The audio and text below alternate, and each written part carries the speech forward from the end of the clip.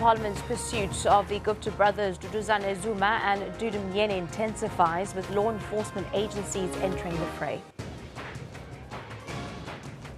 Under fire, Cape Town Mayor Patricia de Lille in hot water again with her party for attending an EFF-hosted Winnie Madikizela Mandela Memorial. The government honours one of the country's foremost diplomats, George Nene, in a memorial service at the offices of international relations. And it's been a good Thursday morning start as 2 bronze medals for Team South Africa has been won, and the team's total of medals now rises to 28 in Australia at the Commonwealth Games. Very good morning to you and welcome to Newsroom. It's just gone at 9 a.m. I'm Shante Yankees. Thank you very much for joining us. Coming up, live coverage of the memorial service of Diplomat and struggle stalwart George Nene. Valen Kirtley is also standing by with your sports this morning. Very good morning to you. Happy Thursday, Valen. You good? Happy Thursday to you, Shante, too. And what's been a rather somber week for South Africa, we've just seen medals when it comes to the Commonwealth Games from Team South Africa, with the games currently underway on the Gold Coast in Australia. Good morning to you. We'll bring you your sports bulletin at 1:45 every single hour here on Newsroom. Shante, those got your top story.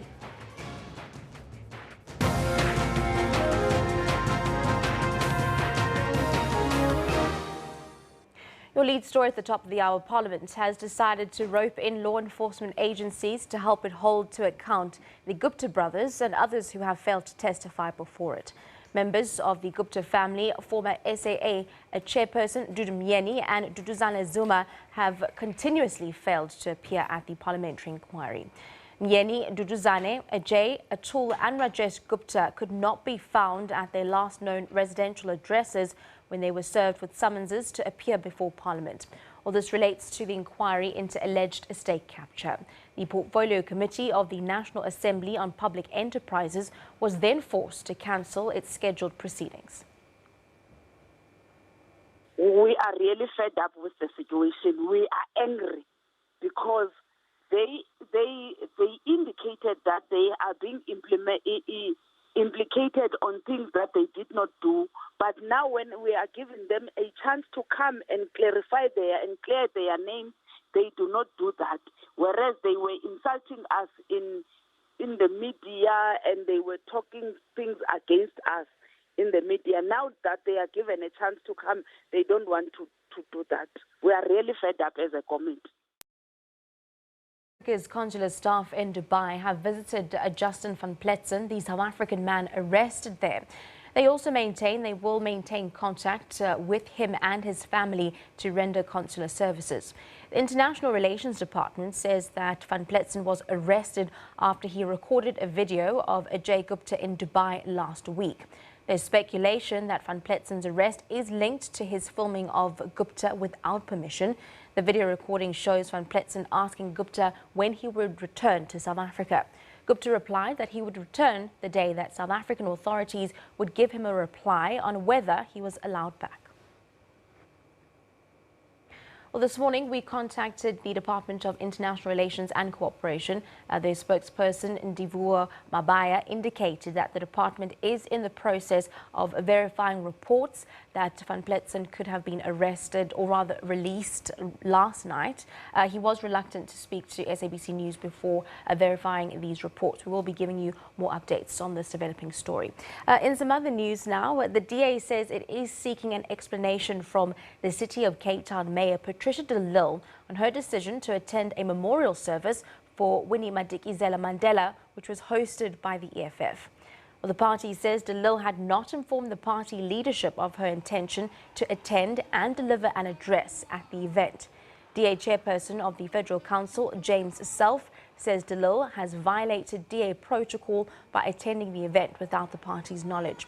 Self says de Lille should have informed the leadership of the DA so that everybody knows about it and that everybody understands the context of attending the EFF memorial service for Winnie Madikizela Mandela. Well, late former South African diplomat George Nene is being honoured at the offices of the Department of International Relations and Cooperation in Pretoria this morning. Nene, who died on Friday, was the chairperson of the South African Association of Former Ambassadors and the first High Commissioner to Nigeria. He had also worked at the Department of International Relations and Cooperation since 1994 and only retired 2 years ago. The late ambassador was at the forefront in the fight against apartheid and contributed immensely in the field of education, having taught in esteemed schools such as Morris Isaacson High School in Soweto. Nene also played a major role in building the country's international relations policy and strengthening the work of the Department of the International Relations, then Foreign Affairs.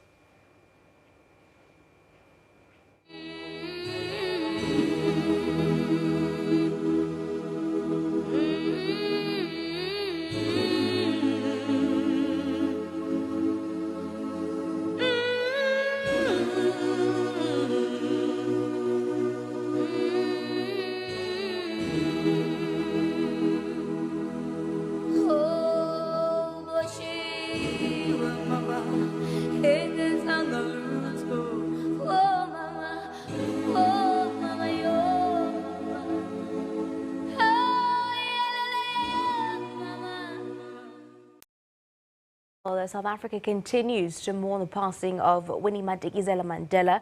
A memorial service organized by the Ehlanzeni District Municipality is expected to be underway in Bombela in Mpumalanga. For the latest, we go live to SABC's Mweli Masilela. Very good morning to you, Mweli. Just give us an update on the memorial service organized by the district.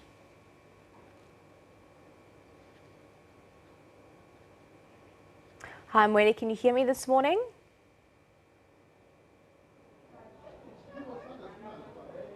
Very good morning to Mwele. Can you give us an update on the memorial service that has been organized by the district? Unfortunately, you're not being able to connect to Mwele there. We will come back to that and give you those updates there on the memorial service. Well, 2 other memorial services are also planned for the struggle icon in New York. One will take place in Harlem this morning and another one at the United Nations tomorrow. SABC's Sherwin Bryce Peace reports.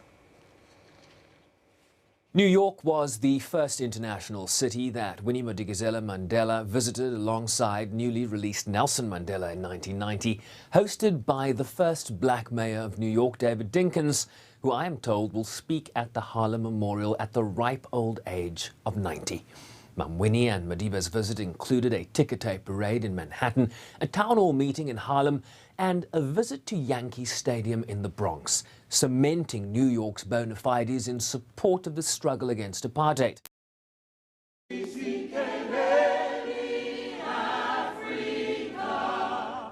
The memorial will be held at the historic Abyssinian Baptist Church that also hosted a memorial when Madiba passed away in 2013.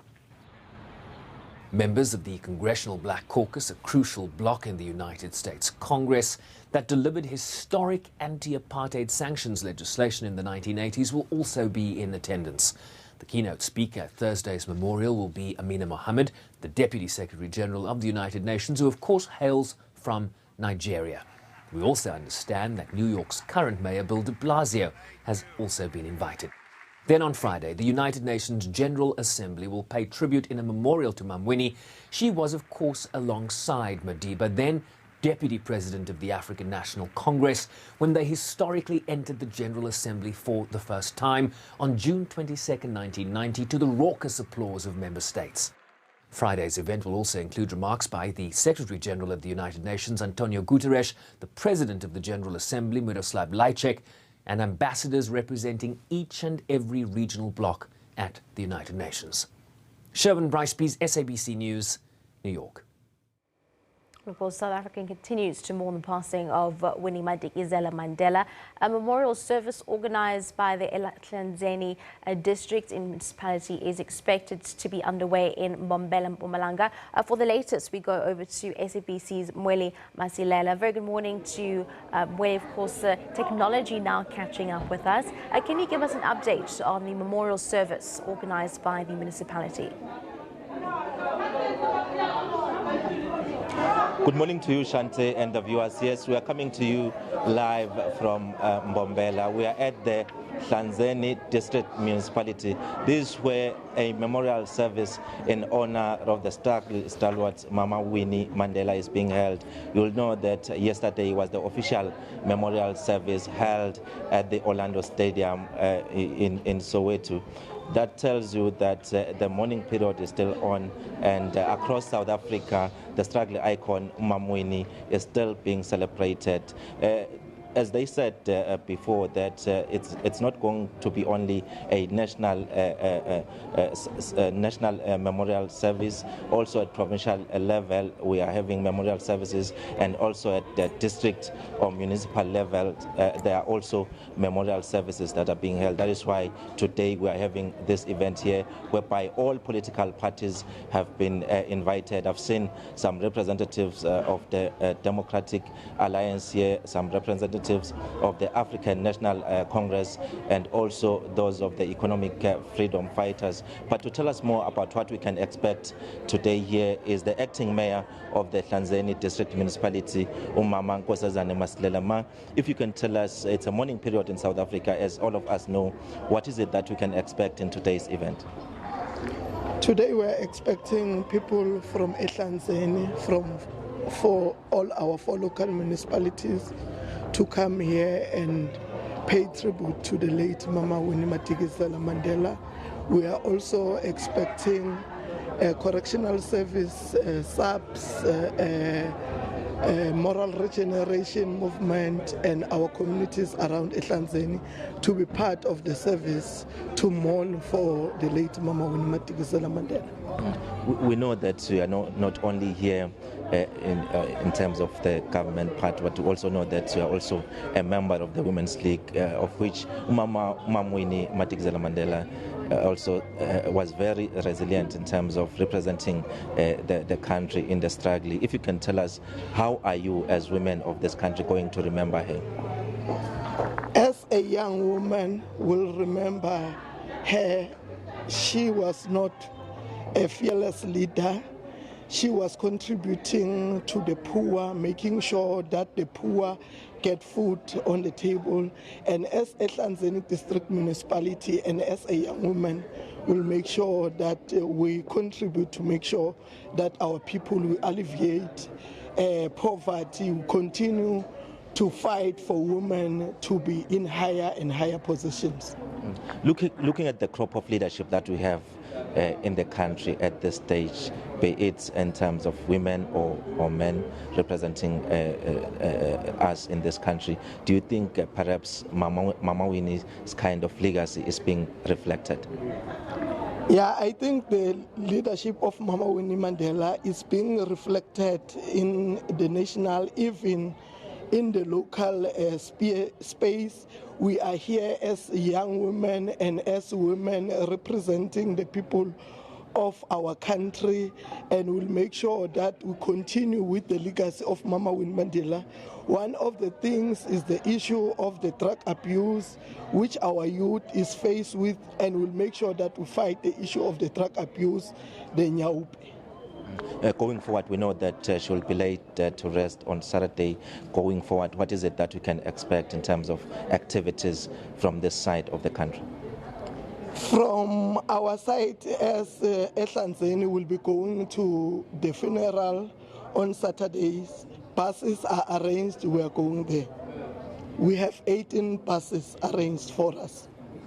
Well, that is the acting mayor of Hlanzeni District Municipality, Umama Nkosazana Masilela, telling us that yes, indeed, as women of this country, they are going to remember Mama Winnie in terms of a lot of things, because she's one person who left a legacy where she fought for the rights of children, she fought for the rights of women, and it seems like the more is said about Mama Winnie now that she has passed on, the more people realized as to how much she sacrificed for the people of this country. As you know that in events that have been held across the country, many people have been saying that she's one person who actually kept the struggle of the fight against apartheid alive when Otata Nelson Mandela was in jail. So we are going to expect more to be happening here because, as I said earlier, there's representatives from different political parties who are going to listen and hear from them as to what is it that they are going to say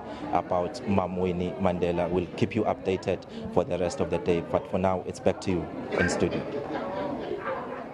That was SABC News reporter Madikizela from the memorial service organized by the Ehlanzeni District Municipality.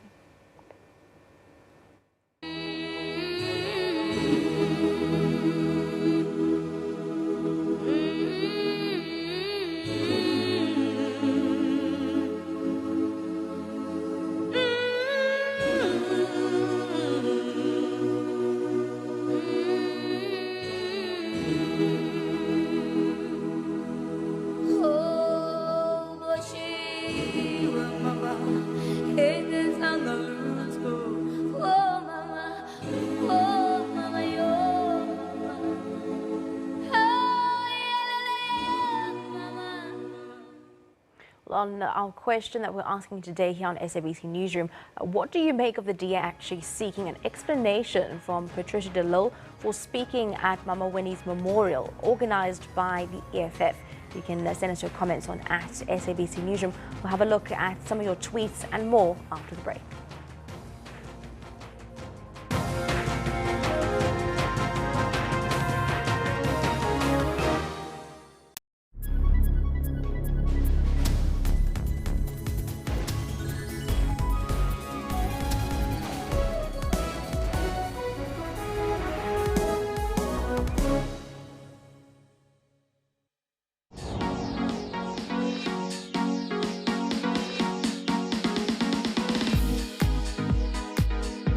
I feel it's a real person.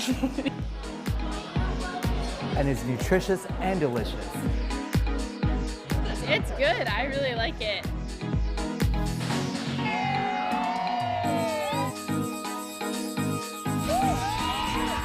This celebrates being South African. We love our beer, we love our food, we love our music. For knowing who you are going, you must know where you come from. I'm excited to be part of this year. For all your travel trends, catch us every Sunday, 12 midday on Channel 404.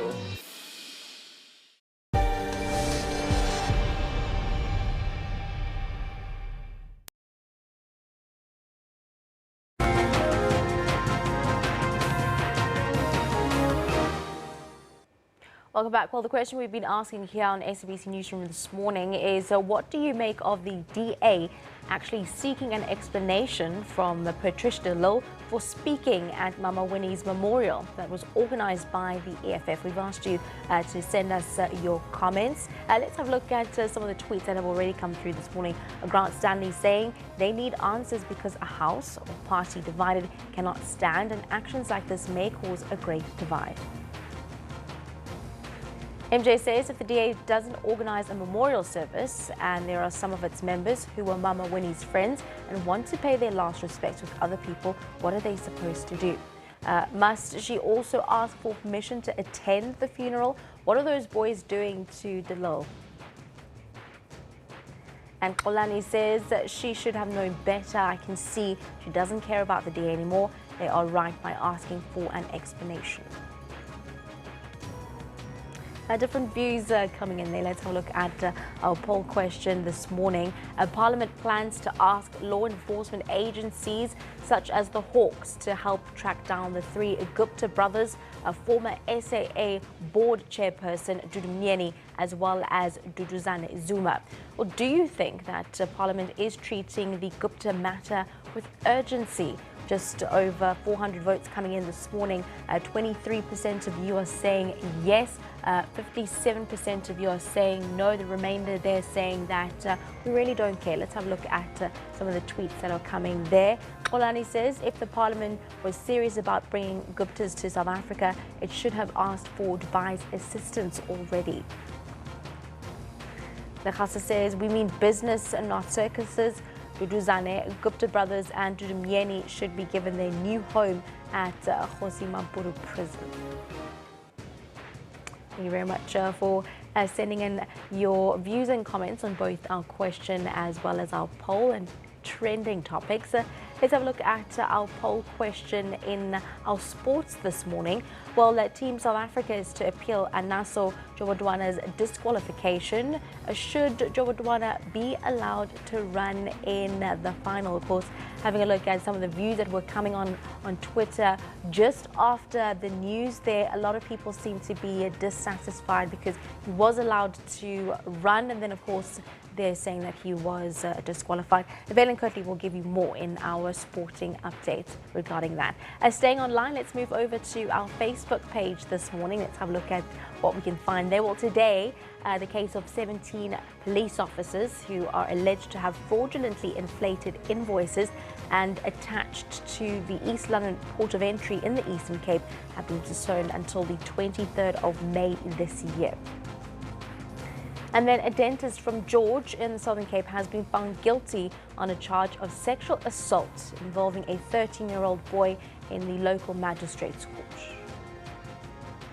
And finally, more than 250 people, including Western Sahara refugees, were killed when a military plane crashed near Algeria's capital yesterday. This is according to state media, with witnesses saying they saw a wing catch fire shortly after the plane took off. And simply search for SABC Newsroom on Facebook, follow us and interact with us. Let's have a look at what's making headlines in your newspapers continentally this morning. Starting off here at home, The Citizen reports that Cape Town Mayor Patricia de Lille's attendance at yesterday's EFF memorial service for Winnie Madikizela Mandela could be seen as her thumbing her nose at the DA and an indication that she is ready to swap the DA's blue for the EFF's red. Up north in Nigeria, the Daily Trust says President Muhammadu Buhari has said he declared his intention to run for another term in office earlier than he planned because the issue had dominated political discourse in the country. Of course, coming up, got more news and updates, but first we'll take a short break.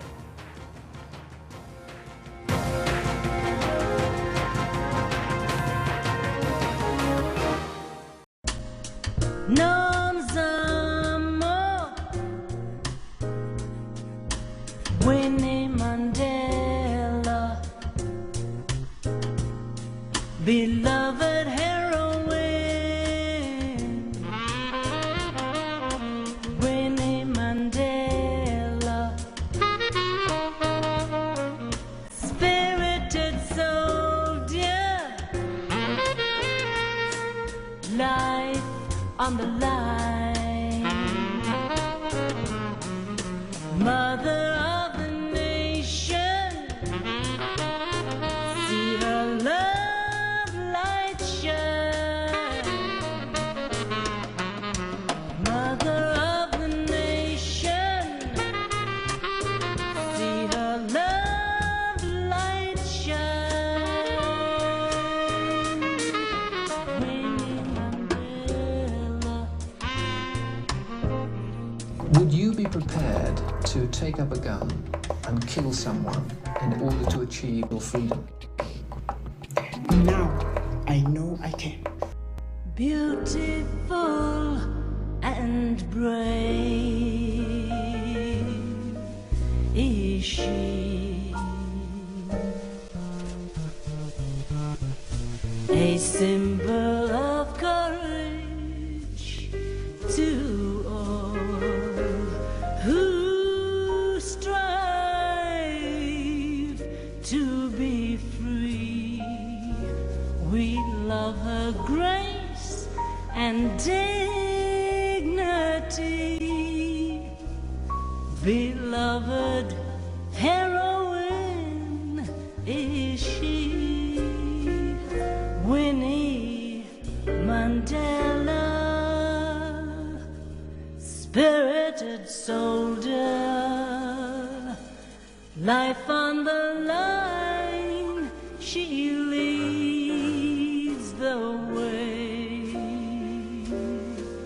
never showing doubts and fears. Do you understand the language we are speaking to you? Don't treat us like this and don't behave like this.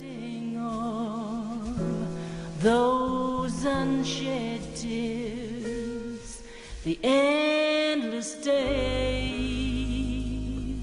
lonely nights, all filled with tender,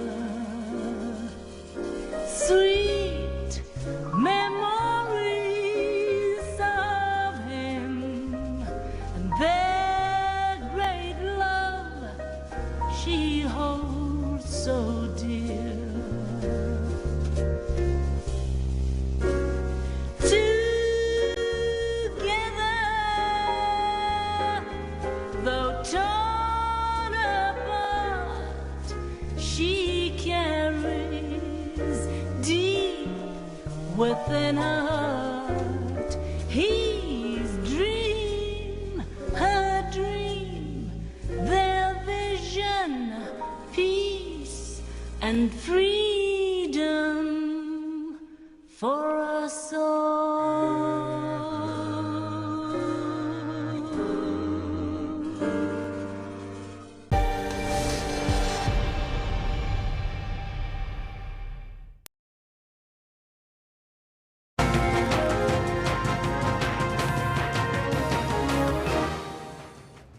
Well, here is welcome for the 5 times Grammy Award winners, Lady Smith Black Mambazo. Late struggle icon Mama Winnie Madikizela Mandela to be honored in 2 memorial services in the United States. Well, Lady Smith Black Mambazo, the Isikamaya group, has arrived back home for a 3-month tour of the USA with a 5th Grammy Award, which they lifted up as a sign of victory for South Africans. As they landed at the King Shaka International Airport in Durban, they were welcomed by fans, family members and friends. We are holding this Grammy, which is a 51. So that it shows that if we can follow Joseph Shabalala's teaching and do it right as he taught us, many more Grammys are still coming. But we are very proud of winning this one, and we are also humbled that it's because our people in South Africa, they are behind us in prayers, in support, in every way. So this is, we dedicate this to Bab Shabalala and to the nation of South Africa. Well, 2 memorials are planned for Winnie Madikizela Mandela in New York this morning, one in Harlem on a Thursday evening and another one at the United Nations on a Friday evening.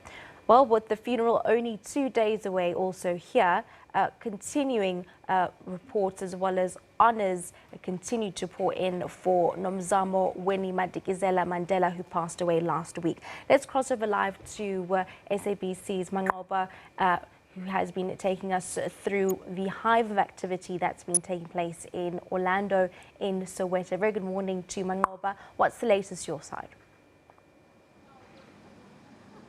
Well, very good morning to you, Shante. And certainly it's a very cold day here in Soweto today. But of course, the memory of the late struggle icon Mama Winnie Madikizela Mandela keeping the whole country warm as we are now 2 days before that special official funeral, which will be held on Saturday here at the stadium again, where we saw that memorial being held yesterday. And of course, a number of guests having been over the few to pay tribute to this iconic struggle icon, saying that really Mama Winnie Madikizela Mandela was indeed special to many of those South Africans, and really praising the role that she has played in the liberation struggle. And of course, I can count many who have come here outside this home to come and pay their tributes, from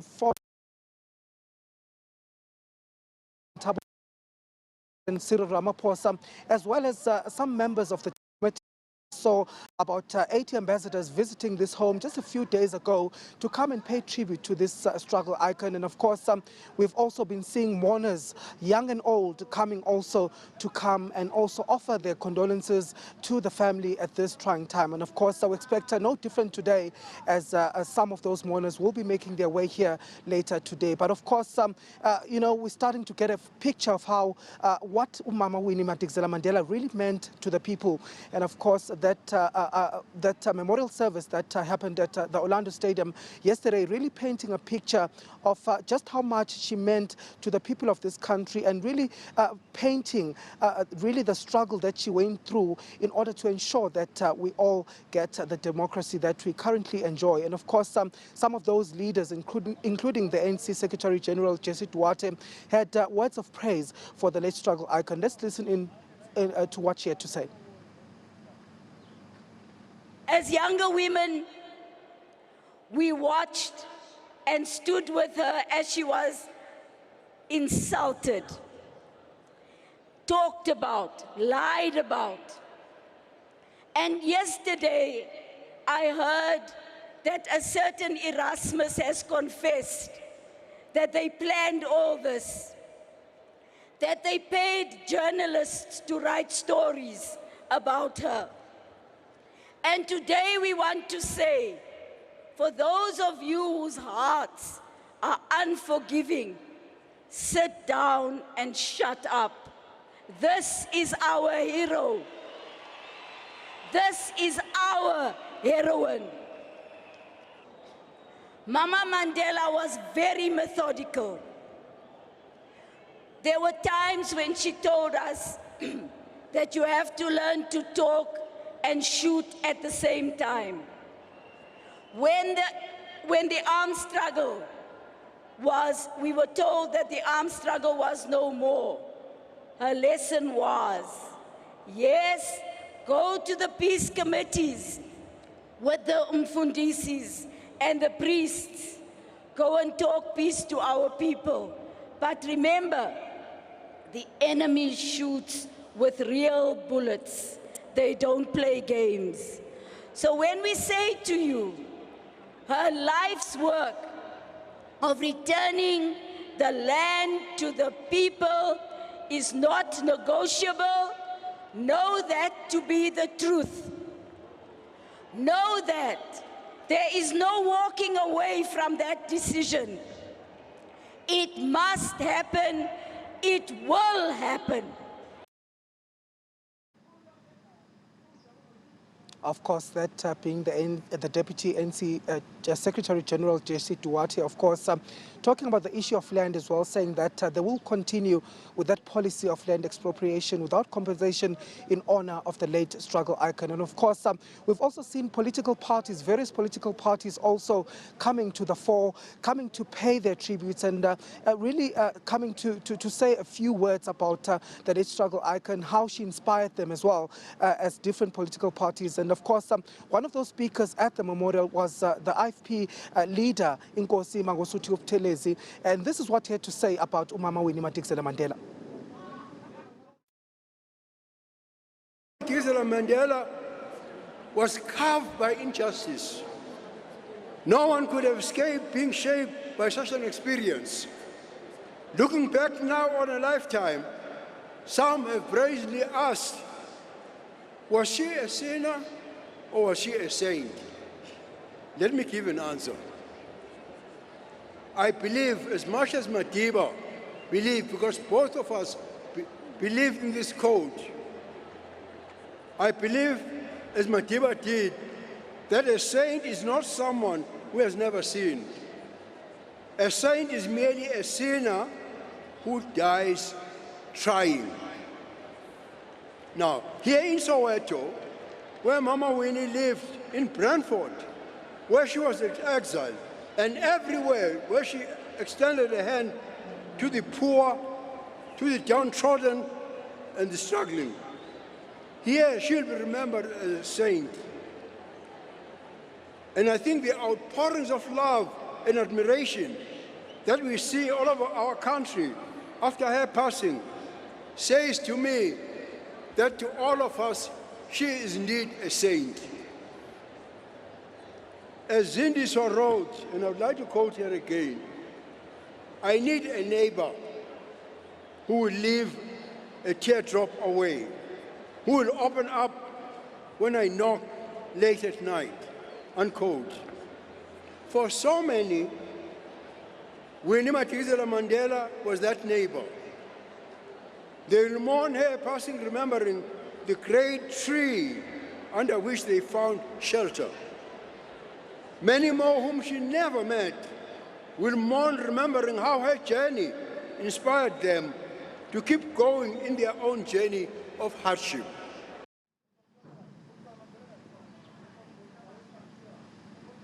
And of course, as we continue to pay tribute to the late struggle icon, you recall that 10 days of mourning had been declared by the government. And of course, today, it's expected that today to be marked as a day of service in honor of Winnie Madikizela Mandela. And of course, we've heard that food gardens will be set up here in Orlando East, and they're expected also to be also taken throughout the country. And of course, there are also some of the services that will be held today in honor of the late struggle icon. There is an interdenominational memorial that is expected to take place at the Regina Mundi Church later today, as well as a musical tribute that will be taking place at the Johannesburg Theatre, where poetry music will also be used in order to pay tribute to the late struggle icon. And of course, we expect also a delegation from the Zulu monarchy to make its way here later today, bringing with it a gift to the family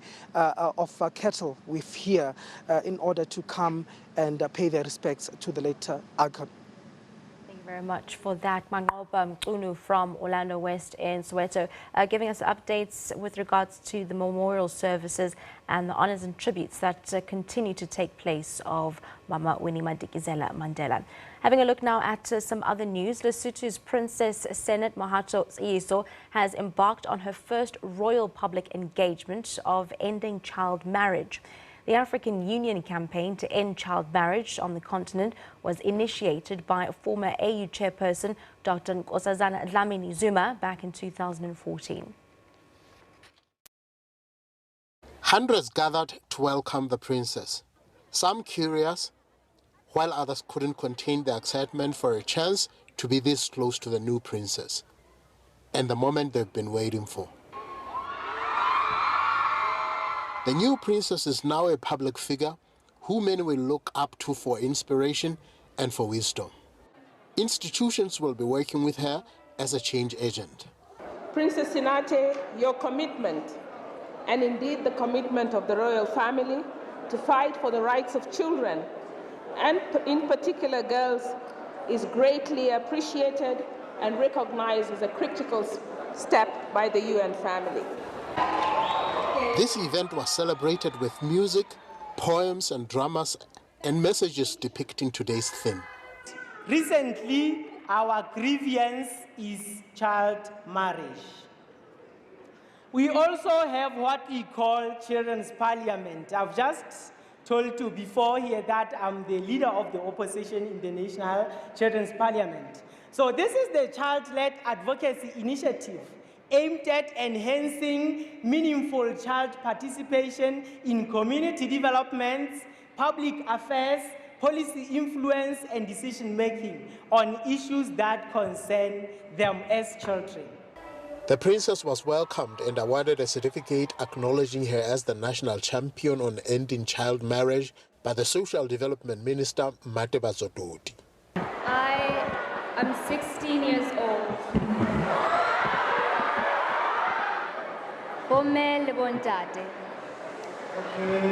Permit me, in this my maiden statement, to make a clarion call to the following key stakeholders. To my fellow age mates, marriage is not meant for us as children. I therefore wish to appeal to you to give priority to education in order to achieve a fruitful and healthy adulthood. Let us use the principle of the best interest of the child to our benefit. Our primary interest should be to strive for a bright future, a future that is full of potential and aspirations, and that is characterized by a solid education base, good health, and robust personal growth and development.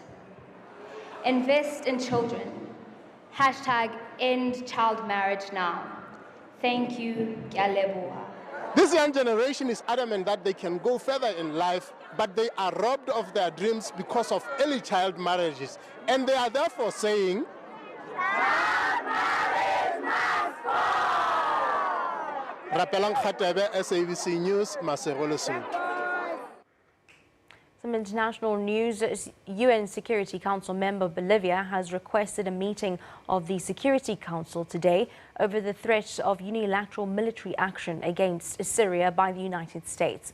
This while the United Nations refused to be drawn into this regarding a possible missile strike against Syria, but has urged the international community to find a political solution. U.S. President Donald Trump warned Russia to be ready for U.S. missile strikes against Syria after Moscow banned a Security Council resolution to establish an independent investigative mechanism to investigate and determine responsibility for chemical attacks in Syria.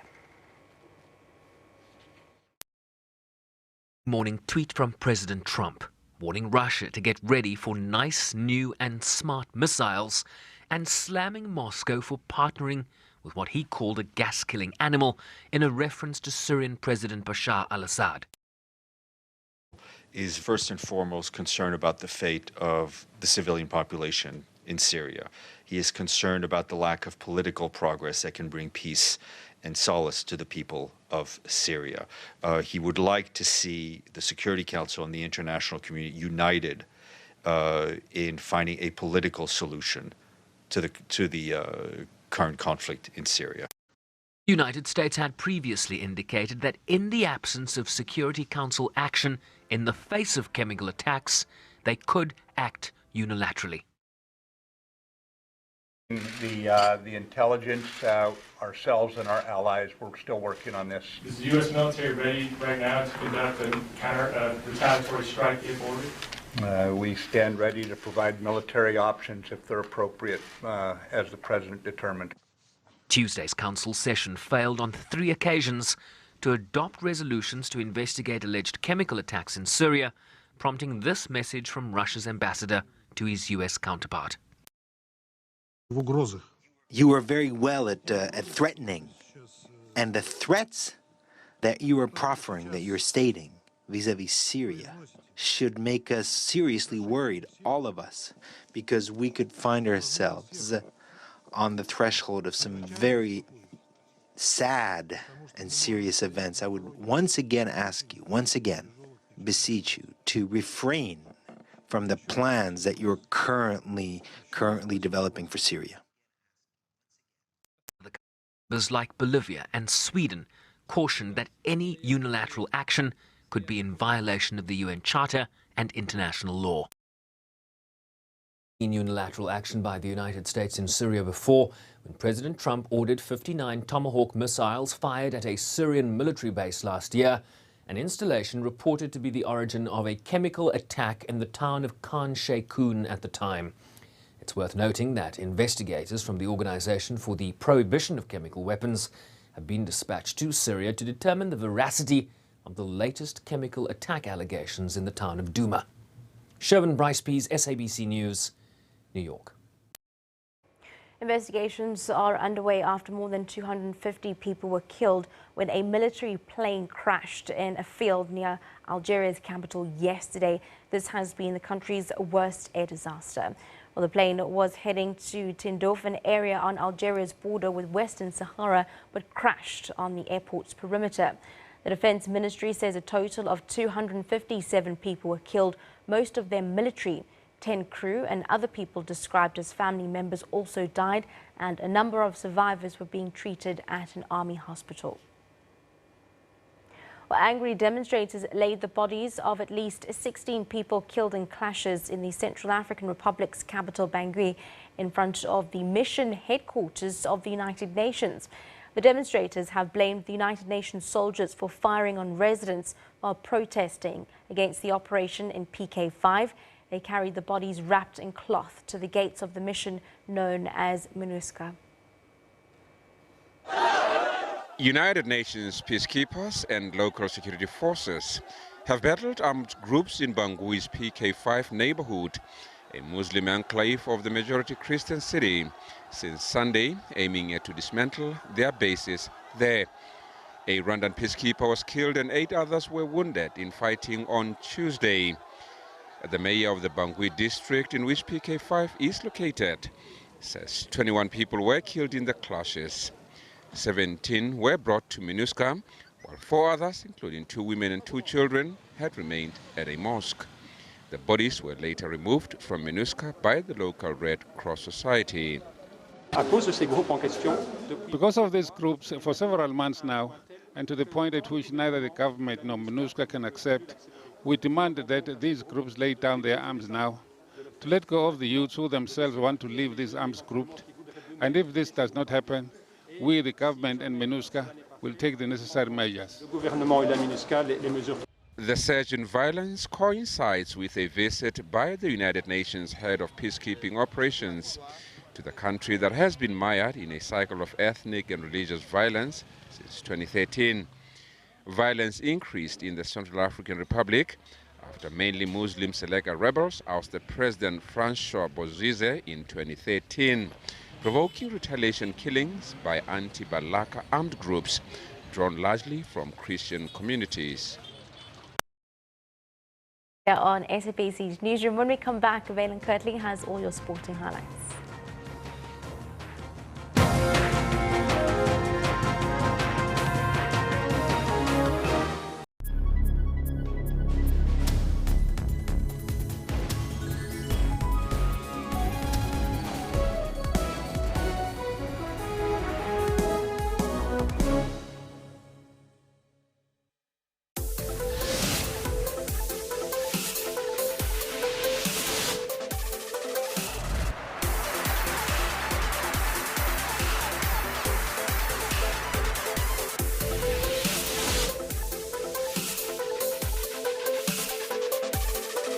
No.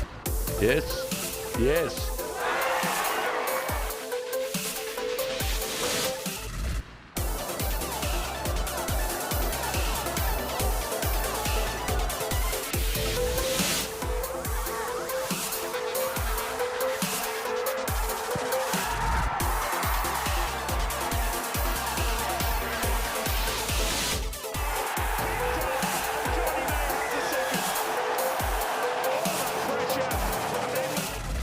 Sports Live every Saturday and Sunday at 7:30 p.m.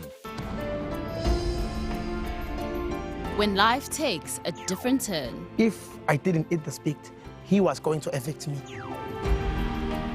Your will to persevere is ignited. I'm not a professional speaker, but I'll try my best to give you a word of inspiration. He was just trying to provide for his family. If you can't accept it, change it. If you cannot change it, accept it. And a new story begins. Made a resolve to myself. I'm learning something new. Upilong, every Friday at 5:30. Be part of the life-changing journey.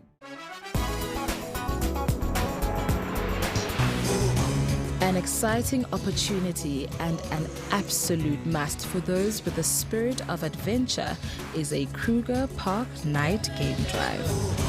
The railway station itself is already a sight to behold and offers gracious colonial-style buildings and serves as the departure and arrival point for all train journeys. I wanted to dress with my best color.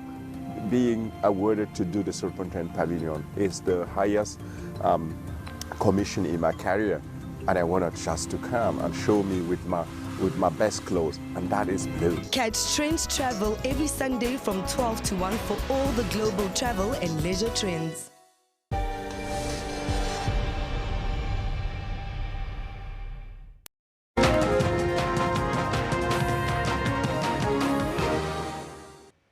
Welcome back. Let's bring you that sports news now. 2015 World Championship 200-meter bronze medalist Anasa Jobodwana will know within 2 hours whether he will be able to compete in the men's 200-meter final at the Commonwealth Games. Athletics South Africa appealed against Jobodwana's disqualification from the men's 200-meter final, which is due to take place just before 2 p.m. South African time today. The sprinter's second-place semi-final finish and subsequent qualification for the final was rescinded after officials from Trinidad and Tobago appealed the decision by the track officials who had allowed Jobodwana to run after false starting. Fellow South African sprinter Clarence Munyai will compete in the men's 200-meter final at the Commonwealth Games. South Africa's Jan Kombrink missed out on winning a third bronze medal for the team at the Commonwealth Games on day 8. With Alan Hatherley and the men's physically disabled trips team having already won bronze this morning, Kombrink lost to a Nigerian wrestler Wilson in the bronze medal 57-kilogram wrestling match.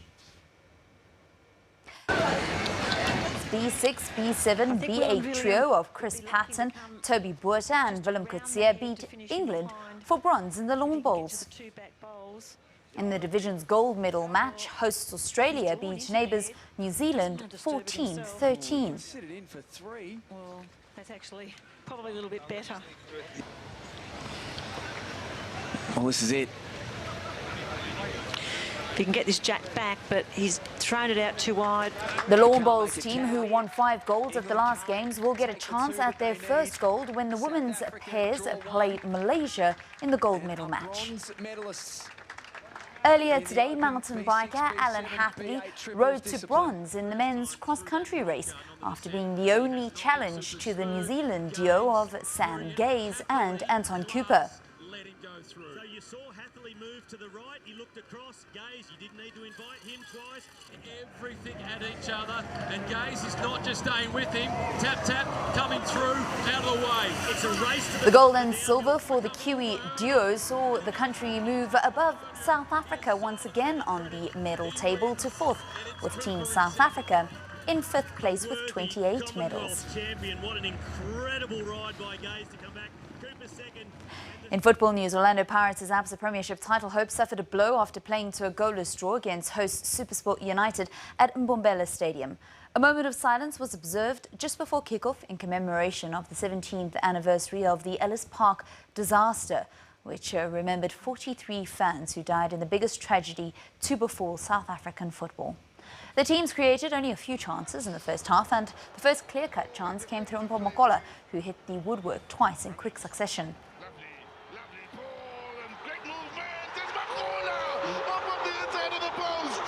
The Buccaneers were lucky to survive a major scare in the 70th minute. The result leaves the Buccaneers 3 points adrift of log leaders Mamelodi Sundowns, who also have a game in hand. Matatanta remain in 14th place and are now only a point clear of the relegation playoff spot after second from bottom Ajax Cape Town beat Bidvest 1-0 at the Athlone Stadium. Yannick Zachary broke the deadlock in the 26th minute. The defeat leaves the Clever Boys at number 10 on the log standings with 32 points.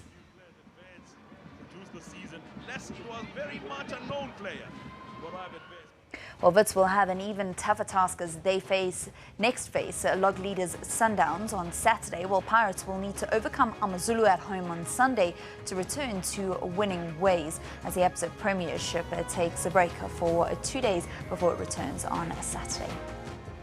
In European football now, Cristiano Ronaldo scored an injury-time penalty to send Real Madrid into the semi-finals of the Champions League in dramatic circumstances as they lost 3-1 to Juventus but won the thrilling tie 4-3 on aggregate. Juventus looked to have staged a stunning revival after Mario Mandzukic scored twice in the first half and Blaise Matuidi added a third on the hour mark. It's a good ball from Lichtsteiner! It's another Juventus goal! It's another... Good ball! Navas has spilled it! The goals, however, were cancelled out as Real's resounding 3-0 win in Turin a week ago, and as Luis Vasquez won an injury-time penalty and Juventus goalkeeper and captain Gianluigi Buffon was given a straight red card for venting his fury at English referee Michael Oliver. Ronaldo blasted the ball over the keeper to send Real into the semi-finals. And a goalless draw against Sevilla was enough to send Bayern Munich into the Champions League last fall with a 2-1 aggregate win. Sevilla also ended the game with 10 men after the dismissal in stoppage time of Joaquin Correa. From Scotland, what's the colour of the card going to be? It's red. Correa is off. Joaquin Correa, who had Sevilla's best opportunity in the second half, dismissed for a horrible challenge. And this is how the Final Four secured their spots after this week's second leg quarterfinal matches. The draw for the semi-finals will take place tomorrow. And Gianluigi Buffon told English referee Michael Oliver he has no heart and should have been watching Juventus' Champions League quarterfinal against Real Madrid in the stands. Oliver awarded Real a penalty in the 93rd minute at the Santiago Bernabeu, but Buffon was sent off for his protests, a rant he has defended in his last UEFA Champions League match. I could have said anything to him, and he should have the sensibility to forgive me anything, because what he did is to commit a crime against sportsmanship, and that's why I said the words I had to say. As we come to the end of your Sport In this hour, Phil standing by to bring you your weather.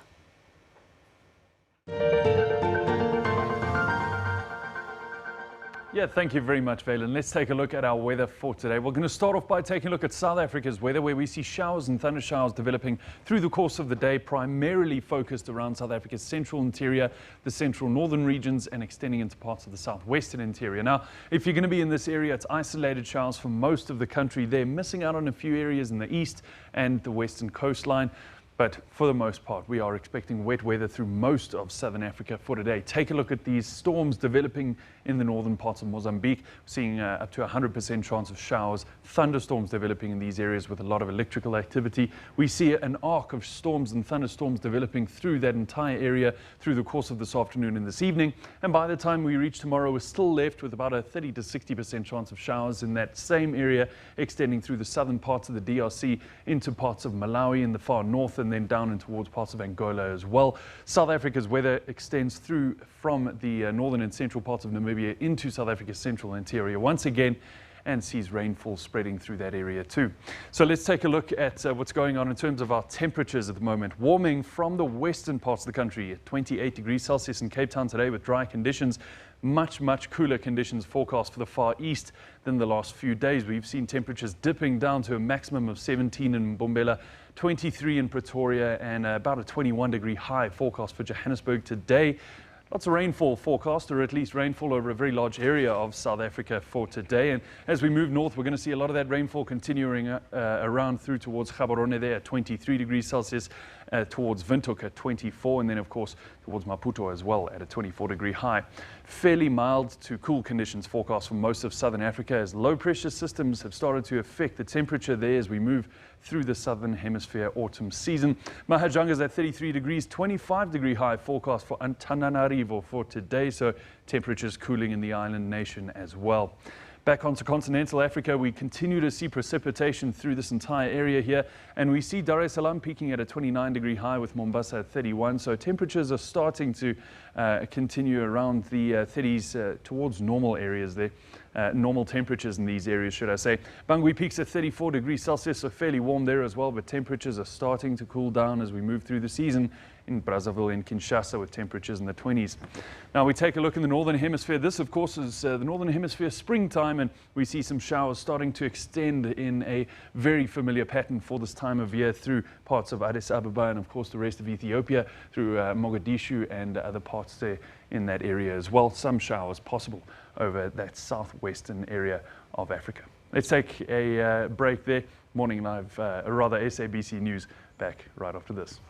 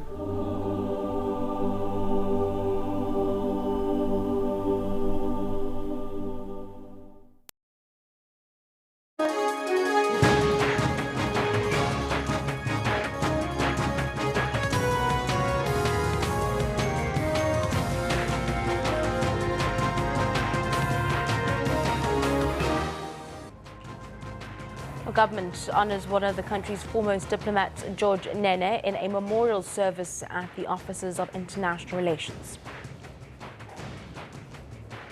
Parliament's pursuit of the Gupta brothers Duduzane Zuma and Dudumyeni intensifies, with law enforcement agencies entering the fray. Under fire, Cape Town Mayor Patricia de Lille in hot water again, with her party for attending an EFF-hosted Winnie Madikizela Mandela Memorial.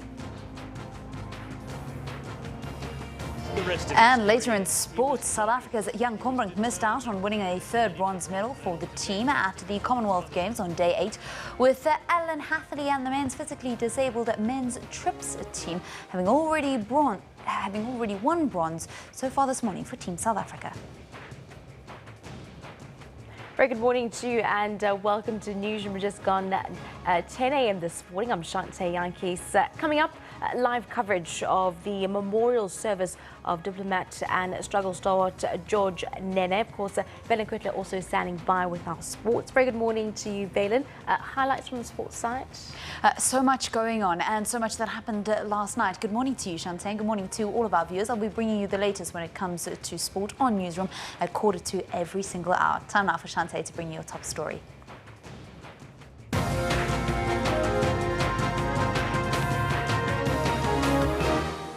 Leading at 10 o'clock, late former South African diplomat George Nene is being honoured at the offices of the Department of International Relations and Cooperation in Pretoria this morning.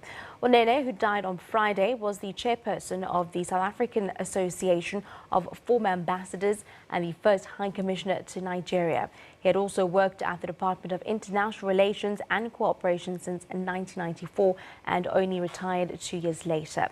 Well, the late ambassador was at the forefront in the fight against apartheid and contributed immensely in the field of education, having taught in esteemed schools such as the Morris Isaacson High School in Soweto.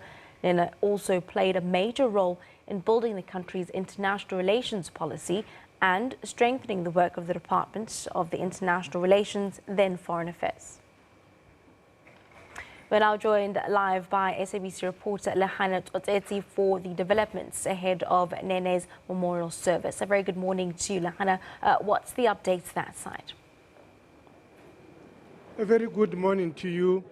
We're coming live from the Department of International and Cooperation here in Pretoria, where the memorial service of the late Ambassador George Sipho Nene is taking place.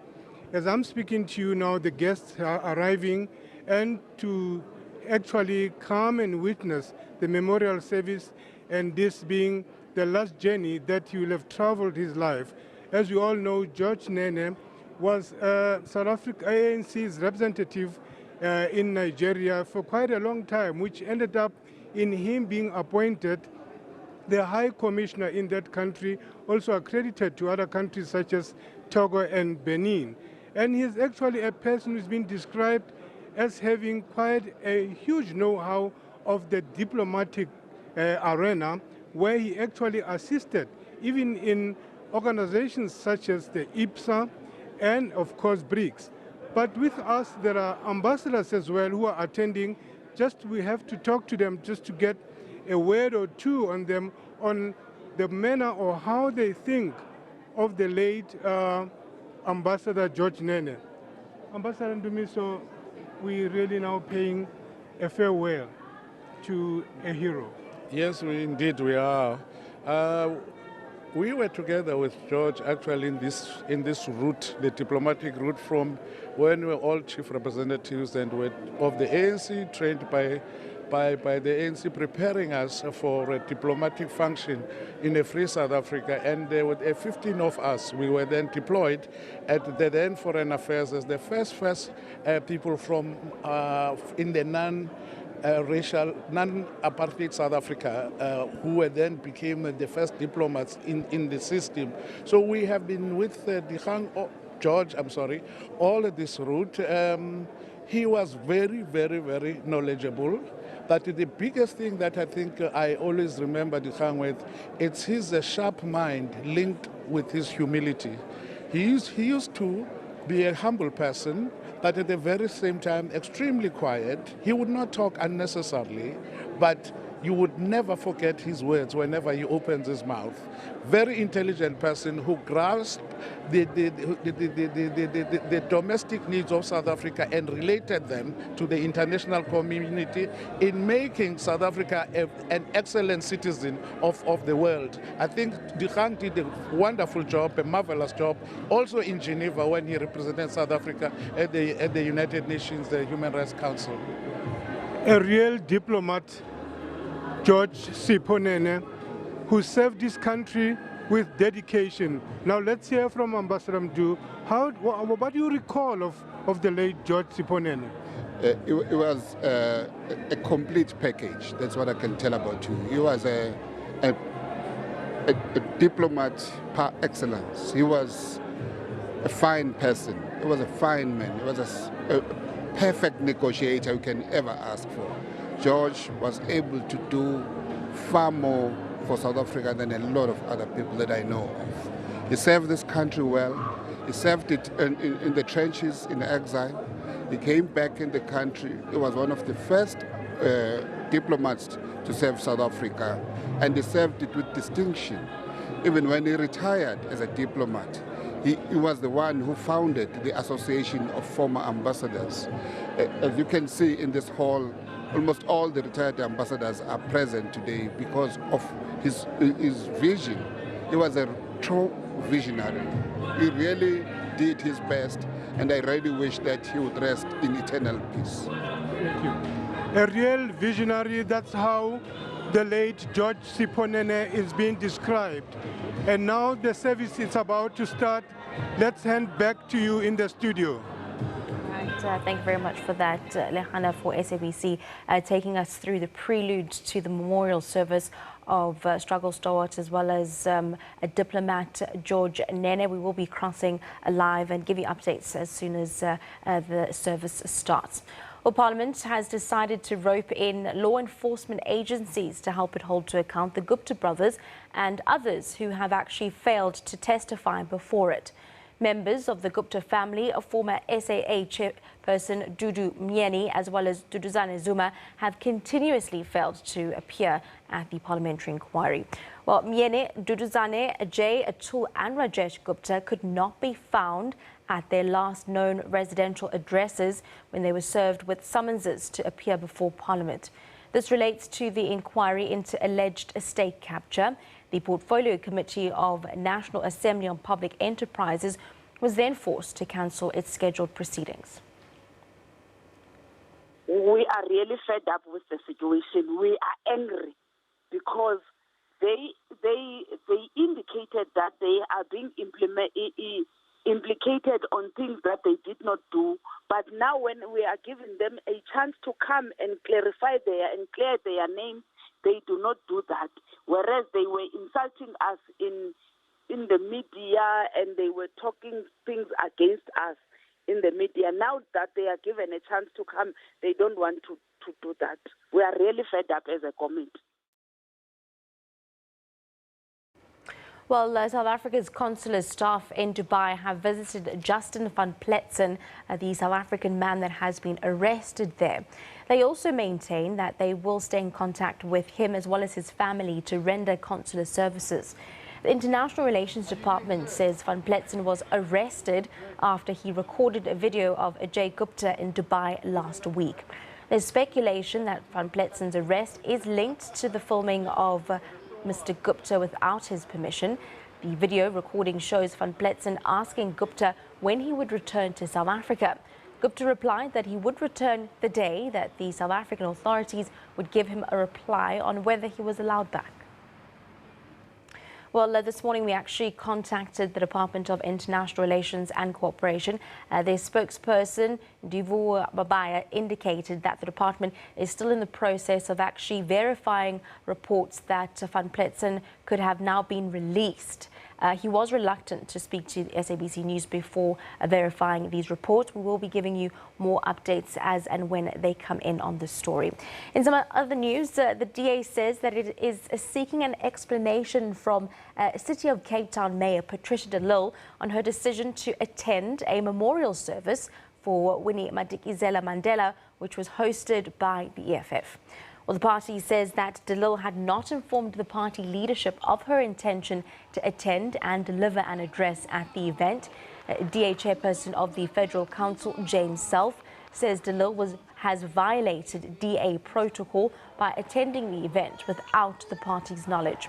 Self says de Lille should have informed the leadership of the DA so that everybody knows about it and that everybody understands the context of attending the EFF memorial service for Winnie Madikizela Mandela.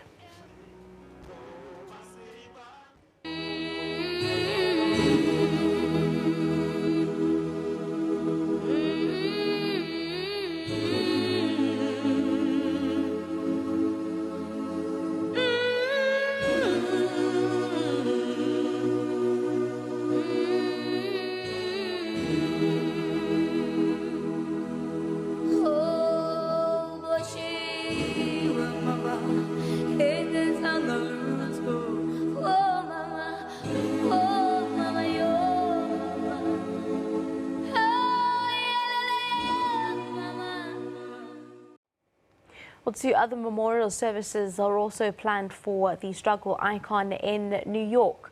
One will take place in Harlem this morning and another at the United Nations tomorrow. SABC's Sherwin Bryce Peace reports. New York was the first international city that Winnie Madikizela Mandela visited alongside newly released Nelson Mandela in 1990, hosted by the first black mayor of New York, David Dinkins, who I am told will speak at the Harlem Memorial at the ripe old age of 90. Mum Winnie and Madiba's visit included a ticker tape parade in Manhattan, a town hall meeting in Harlem, and a visit to Yankee Stadium in the Bronx, cementing New York's bona fides in support of the struggle against apartheid.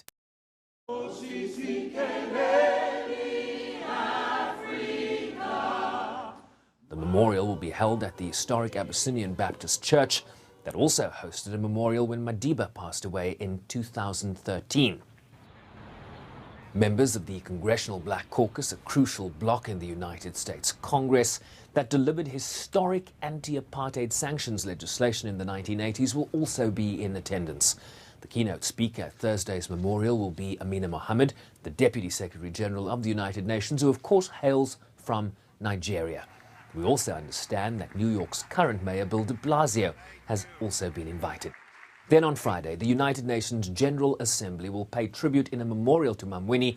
She was, of course, alongside Madiba, then Deputy President of the African National Congress, when they historically entered the General Assembly for the first time on June 22, 1990, to the raucous applause of member states. Friday's event will also include remarks by the Secretary General of the United Nations, Antonio Guterres, the President of the General Assembly, Miroslav Lajcek, and ambassadors representing each and every regional bloc at the United Nations. Sherwin Bryce Peace, SABC News, New York.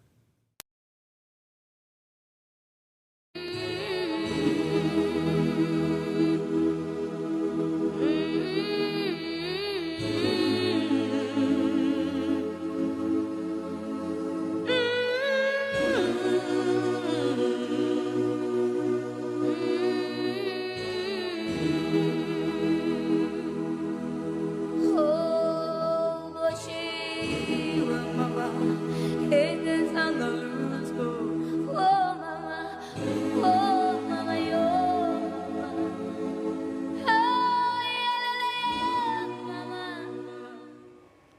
On our question of the day that we're asking on SABC's Newsroom is, what do you make of the DA actually now seeking an explanation from Patricia de Lille for speaking at Mama Winnie's memorial that was organised by the EFF? We've asked you to send us in some of your comments on @SABC Newsroom. We'll have a look at some of your tweets and more after the break.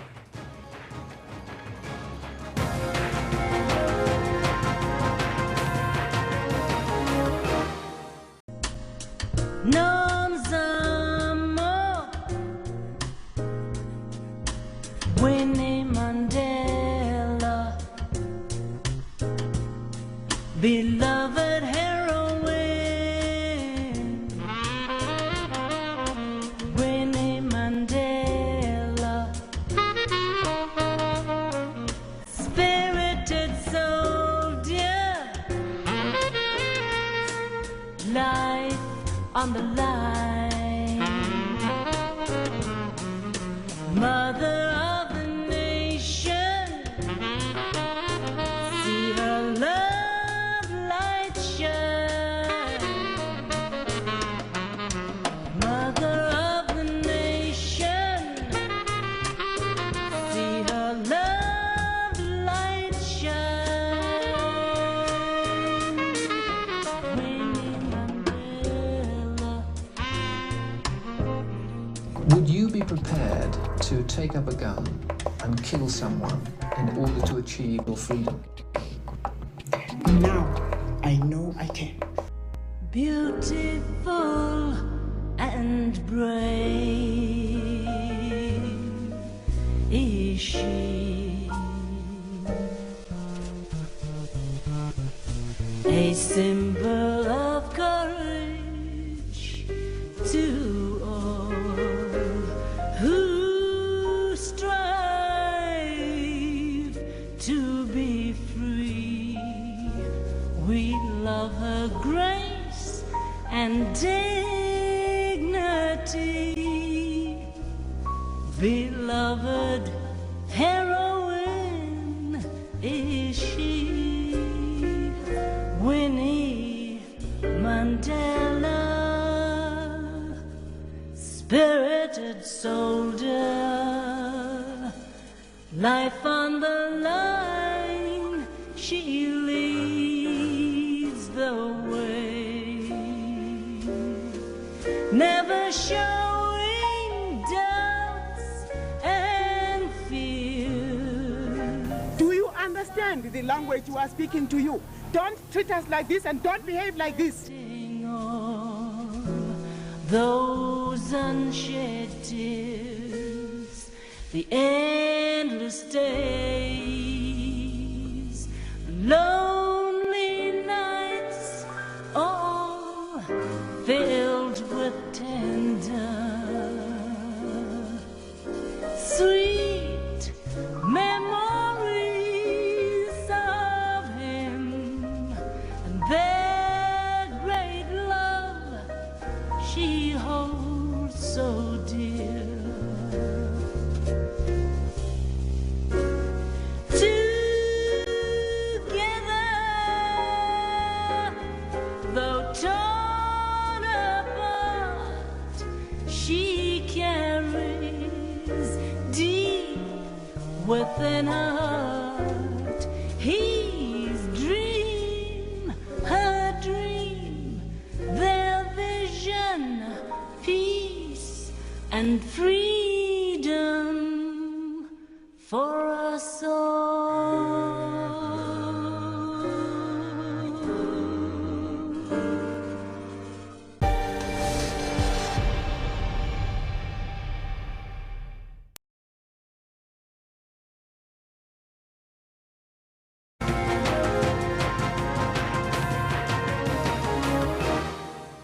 Welcome back. Well, we've been asking our question here What do you make of the DA actually seeking an explanation from Patricia de Lille for speaking at Mama Winnie's memorial, which was organised by the EFF? Also hearing word there from DA's James Self saying that she should have consulted with the party, or at least told them that she was going to be going there, as well as provide the contact. Let's hear your views on Twitter on what you think of that. Well, Sibulele says the DA needs to put their hands off Patricia de Lille. They must just host their own memorial for Mama. Where else is she to speak about Mama? Ozami says, I just don't want the DA to fire that woman now, let alone she knows what's happening in PE with the EFF wanting to get rid of the mayor because of his colour. Now she's attending such things with the EFF. That was so disrespectful of her to do that at the time. She must resign and join the EFF. Or could she be wanting to jump ship? I don't know. Let's have a look at our poll question this morning. Parliament plans to ask law enforcement agencies such as the Hawks to help track down the 3 Gupta brothers, former SAA board chairperson Dudumyeni as well as Duduzane. With that being said, do you think that Parliament is treating the Gupta matter with urgency? Of course, hearing people coming from public enterprises, they're saying, or international enterprises, saying that it's quite frustrating and they want to get on with it. Having a look at some of the votes that have come in this morning, just over 50% of you are saying no. Over 20% of you are saying yes, and other 20% of you there are saying that you don't care. Let's have a look at the comments they're coming in. Tabo says, so far, yes.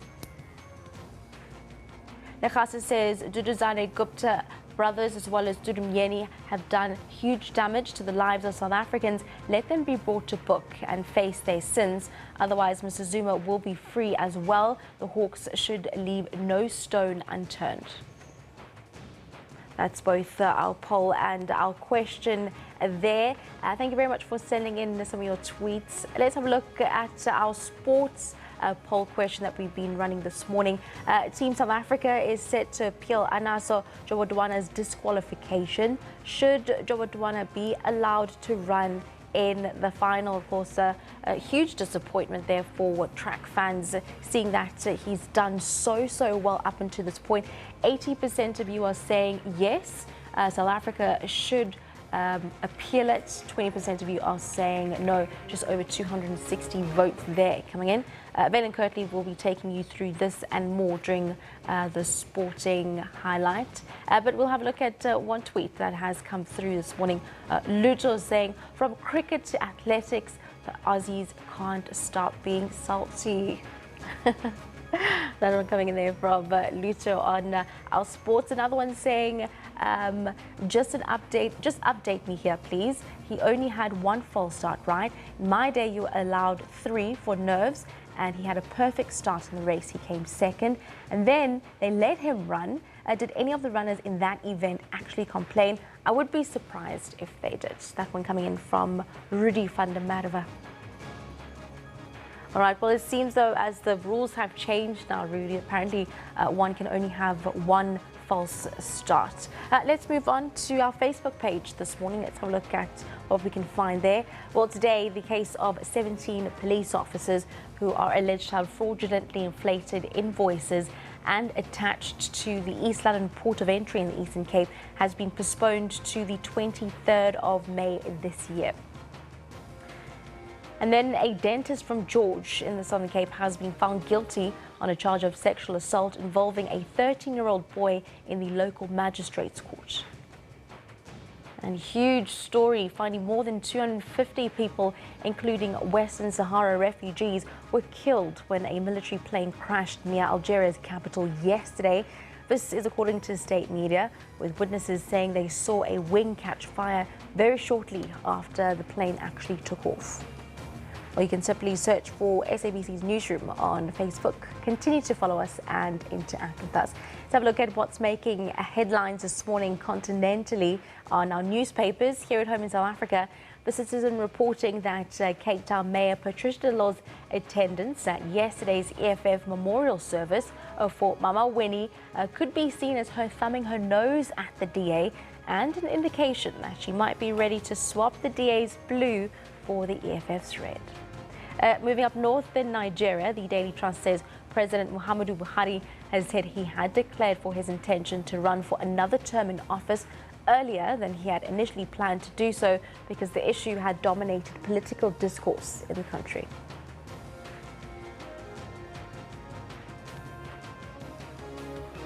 And coming up after the break, heroes welcome for 5-time Grammy Award winners Lady Smith Black Mambas.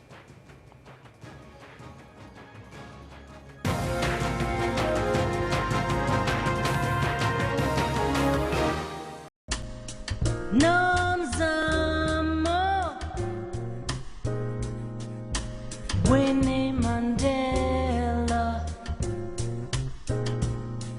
beloved heroine. Winnie Mandela, spirited soldier, life on the line, mother of the nation, see her love light shine, mother of the nation, see her love light shine. Winnie Mandela. Would you be prepared to take up a gun and kill someone in order to achieve your freedom? Now I know I can. Beautiful and brave is she, a symbol of courage to all who strive to be free. We love her grace and dignity, beloved heroine is she, Winnie Mandela, spirited soldier, life on the line, she leads the way, never showing doubts and fears. Do you understand the language we are speaking to you? Don't treat us like this and don't behave like this. Those unshed tears, the endless days, lonely nights, all filled with tender, sweet memories of him and their great love she holds so dear. Together, though torn apart, she carries deep within her heart his dream, her dream, their vision, peace and freedom for us all.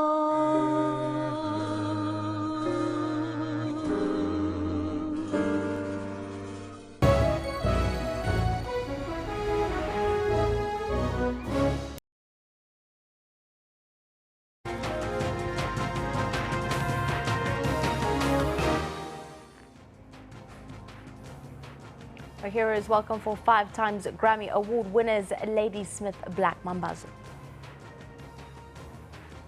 UN Security Council raises concerns over U.S. threats of unilateral military action against Syria. Leading world-renowned Isiqamia band Ladysmith Black Mambazo have arrived back home from a 3-month tour of the United States with a 5th Grammy Award. Mambazo lifted the trophy up, calling it a sign of victory for South Africa. The group got a hero's welcome during touchdown at the King Shark International Airport in Durban, where they were welcomed by fans and their loved ones. We are holding this Grammy, which is a 51. So that it shows that if we can follow Joseph Shabalala's teaching and do it right as he taught us, many more Grammys are still coming. But we are very proud of winning this one, and we are also humbled that it's because our people in South Africa, they are behind us in prayers, in support, in every way. So we dedicate this to Bab Shabalala and to the nation of South Africa. Lesotho's Princess Senate Mahato Zayiso has embarked on her first official royal public engagement of ending child marriage. The African Union campaign to end child marriage on the continent was initiated by a former AU chairperson, Dr. Nkosazana Dlamini Zuma, back in 2014.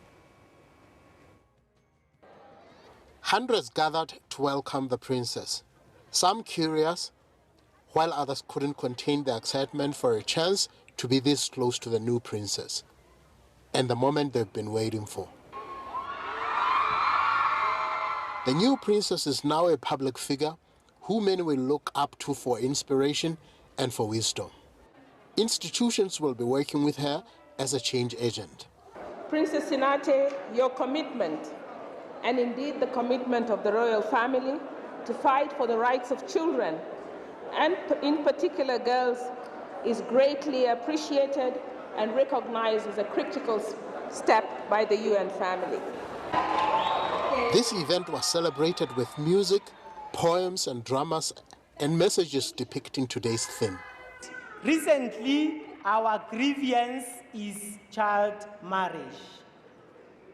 We also have what we call Children's Parliament. I've just told you before here that I'm the leader of the opposition in the National Children's Parliament. So this is the child-led advocacy initiative aimed at enhancing meaningful child participation in community development, public affairs, policy influence and decision-making on issues that concern them as children.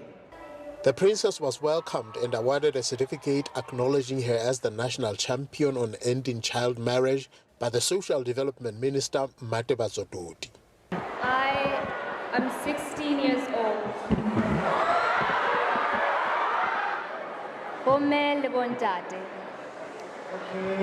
Permit me, in this my maiden statement, to make a clarion call to the following key stakeholders. To my fellow age mates, marriage is not meant for us as children. I therefore wish to appeal to you to give priority to education in order to achieve a fruitful and healthy adulthood. Let us use the principle of the best interest of the child to our benefit. Our primary interest should be to strive for a bright future, a future that is full of potential and aspirations, and that is characterized by a solid education base, good health, and robust personal growth and development. Invest in children. #End child marriage now. Thank you. This young generation is adamant that they can go further in life, but they are robbed of their dreams because of early child marriages. And they are therefore saying,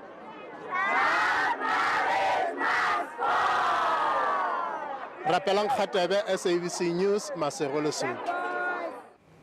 News abroad, UN Security Council member Bolivia has requested a meeting of the Security Council today over the threat of unilateral military action against Syria by the United States. This while the United Nations refused to be drawn into hypotheticals regarding a possible missile strike against Syria, but has urged the international community to find a political solution. U.S. President Donald Trump warned Russia to be ready for U.S. missile strikes against Syria after Moscow banned a Security Council resolution to establish an independent investigative mechanism to investigate and determine responsibility for chemical attacks in Syria.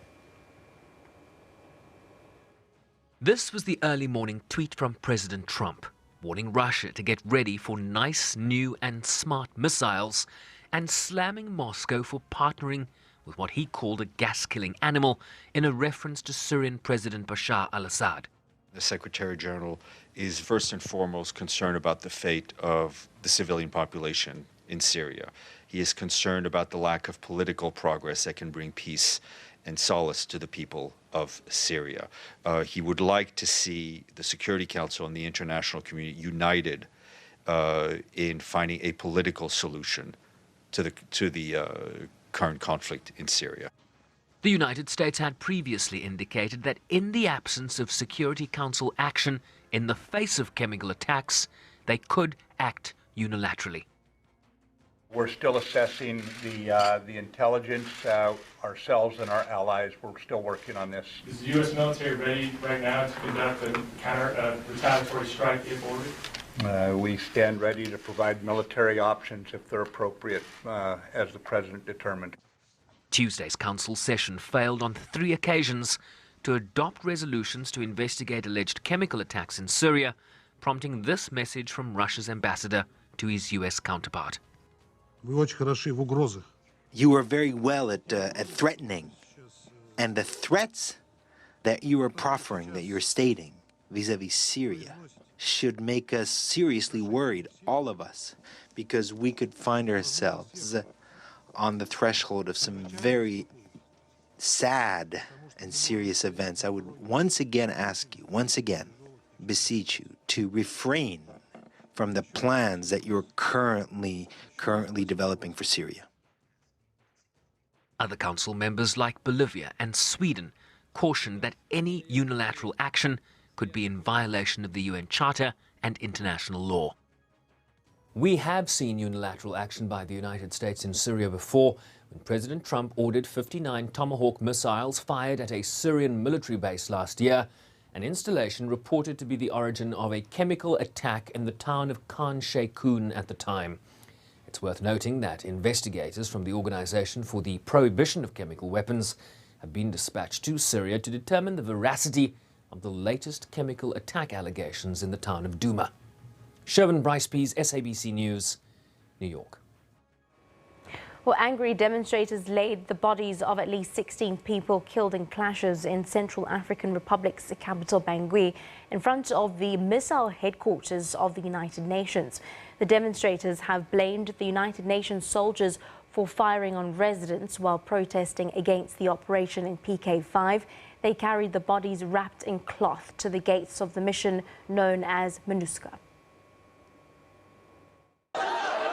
United Nations peacekeepers and local security forces have battled armed groups in Bangui's PK5 neighborhood, a Muslim enclave of the majority Christian city, since Sunday, aiming to dismantle their bases there. A Rwandan peacekeeper was killed and 8 others were wounded in fighting on Tuesday.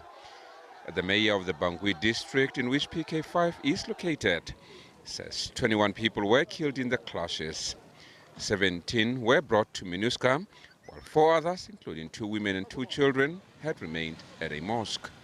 The bodies were later removed from MINUSCA by the local Red Cross Society.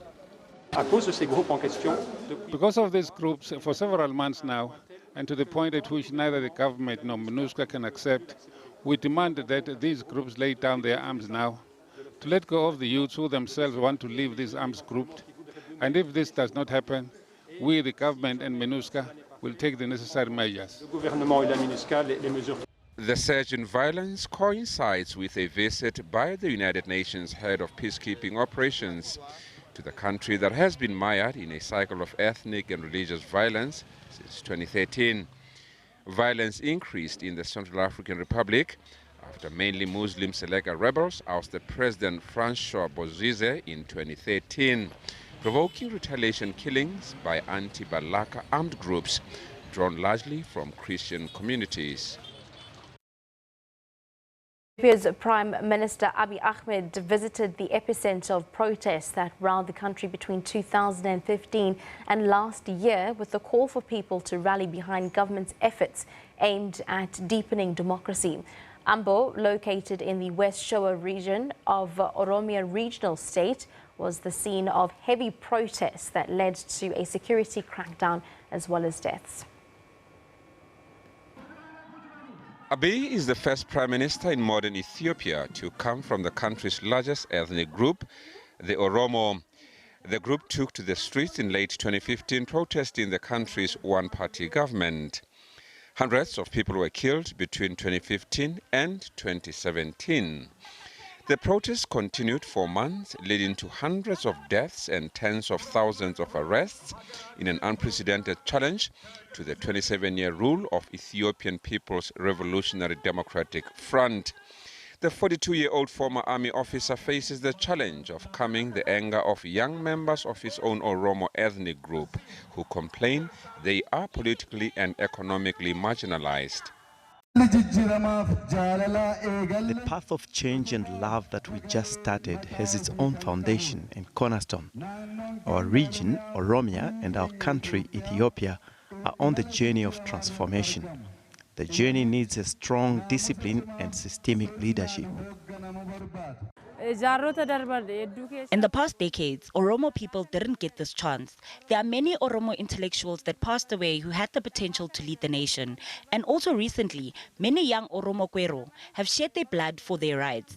This appointment is the fruit of these young people, and I felt very proud today. The ruling party picked Abiy last month to replace Haile Mariam Desalegn, who quit to clear the way for reforms in Ethiopia, Africa's second most populous nation, which has been wrecked by violence for the last 3 years. Composed of 4 ethnically based parties, the EPRDF and its allies control all seats in the parliament. According to Human Rights Watch, in 2015 alone, thousands were killed and tens of thousands of protesters were detained in Oromia and the Amhara regions in connection with the protests. Well, many Liberians are concerned about their future after U.S. President Donald Trump ordered an end to special legal status for certain immigrants from Liberia. The West African country is struggling to regain its economic footing after conflict and an Ebola virus outbreak in 2014. Some Liberians have been eligible for either temporary protected status or deferred and forced departure since March 1991 due to civil wars, fragile political and economic conditions, and an Ebola virus outbreak in 2014. Zenga is a primary school teacher in Monrovia and earns $60 a month. He also studies agriculture part-time at university. It's something very devastating, especially to my family. My brother, who is doing everything I can see for my entire family, renting our home and also paying my school fees, because the work I do is not enough to sustain me in Liberia. He is up there and helping me down here. So to hear that kind of news that he's coming back to Liberia, it sounds something like a pitfall that my family will be going into. So it's very devastating for my family. Liberia's economy has been hit hard by a 2014-2016 Ebola outbreak, low prices for its chief exports, iron ore and rubber, and declining foreign aid. The International Monetary Fund last year lowered Liberia's GDP growth forecast for 2017 and 2018, citing sluggish commodity prices and the drawdown of the country's UN peacekeeping mission. This country is not prepared for the massive deportation of Liberians from America, especially those mature adult Liberians who have practically assimilated into the American society and have given birth to children. Those children somehow by American laws, they too have become American citizens. Trump has pursued a crackdown on legal and illegal immigration since becoming president. He previously included 3 African countries, Chad, Somalia, and Libya, among several whose citizens were blocked from entering the United States. The ban on citizens from Chad was lifted on Tuesday after a 6-month U.S. government review found improvements in the country's security standards. The special status on Liberians ends on March 31st, 2019. Israel is finalizing a deal to deport thousands of African migrants to Uganda under a new scheme after agreements with Rwanda and the United Nations Refugee Agency to find homes for those expelled fell through. About 4,000 migrants have left Israel for Rwanda and Uganda since 2013 under a voluntary program. But Prime Minister Benjamin Netanyahu has come under pressure from his right-wing voter base to expel more thousands. In January, Israel started handing out notices to male migrants from Eritrea and Sudan, giving them 3 months to take the voluntary deal with a plane ticket and $3,500 or risk being thrown in jail. The government said from April it would start forced deportations, but rights groups challenged the move, and Israel's Supreme Court has issued a temporary injunction to give more time for the petitioners to argue against the plan. Government representatives say that the envoy was in an African country finalizing a deportation deal after an arrangement with Rwanda to take migrants expelled under the new measures fell through. Israel Deputy Foreign Minister Tzipi Hotovedi also identified the countries it was seeking to strike new deportation deals with. The fate of tens of thousands of migrants who entered Israel illegally through its desert border with Egypt and were granted temporary visas has posed a moral dilemma for a state founded as a national home for Jews and a haven from persecution. The rights groups have accused Netanyahu, who is under police investigation for corruption, of playing political games to appeal to his right-wing supporters.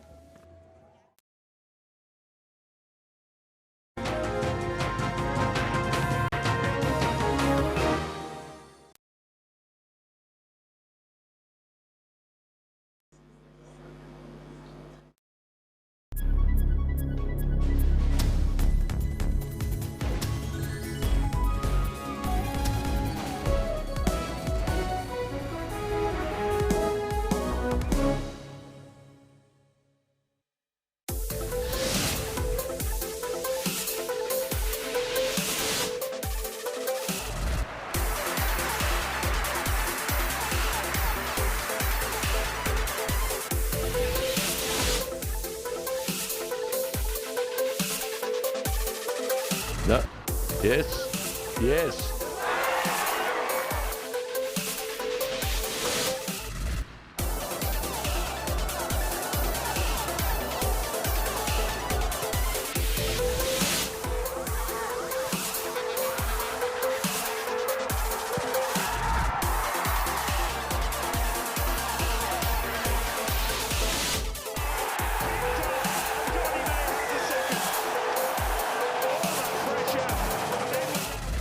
Sports Live every Saturday and Sunday at 7:30 p.m.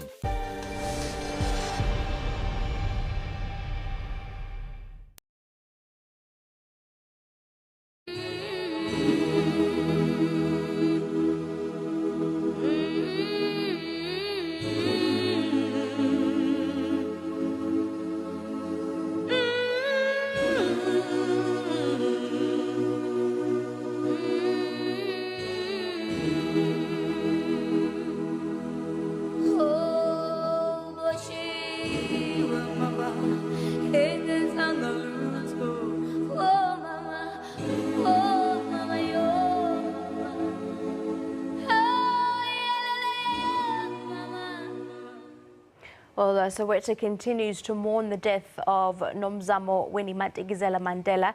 Regina Mundi Catholic Church is hosting another memorial service. Well, during the 1976 student uprisings in Soweto, many protesting students fled to Regina Mundi to escape the police bullets and tear gas canisters. For the latest, we are joined by SABC's Aljan Sampe from the regional Mundi in Moroka in Soweto. Very good morning to you. Aldrin, what's the latest?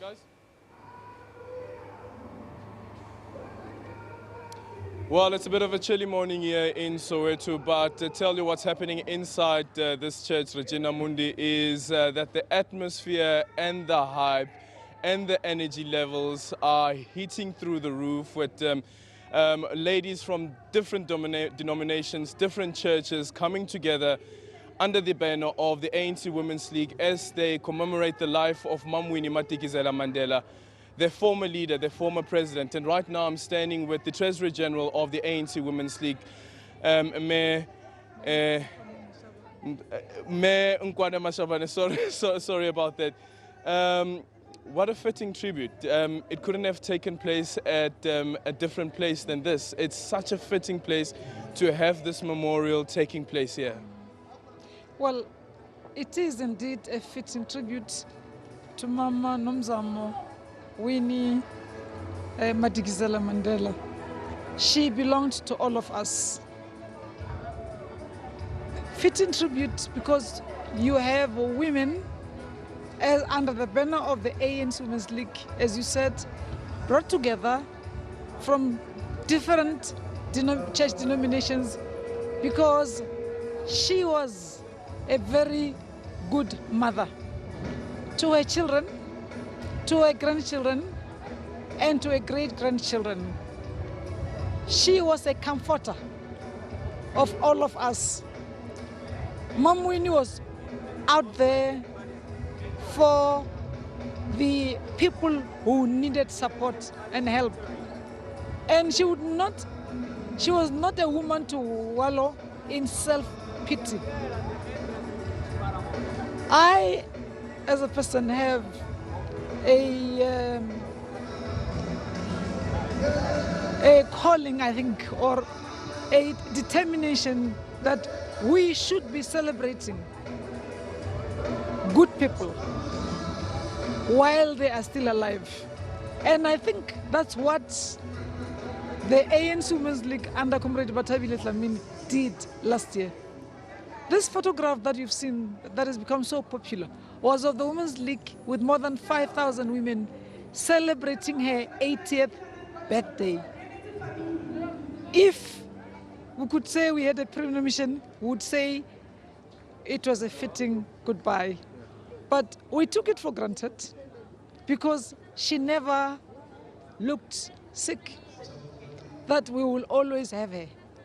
She will always be amongst us.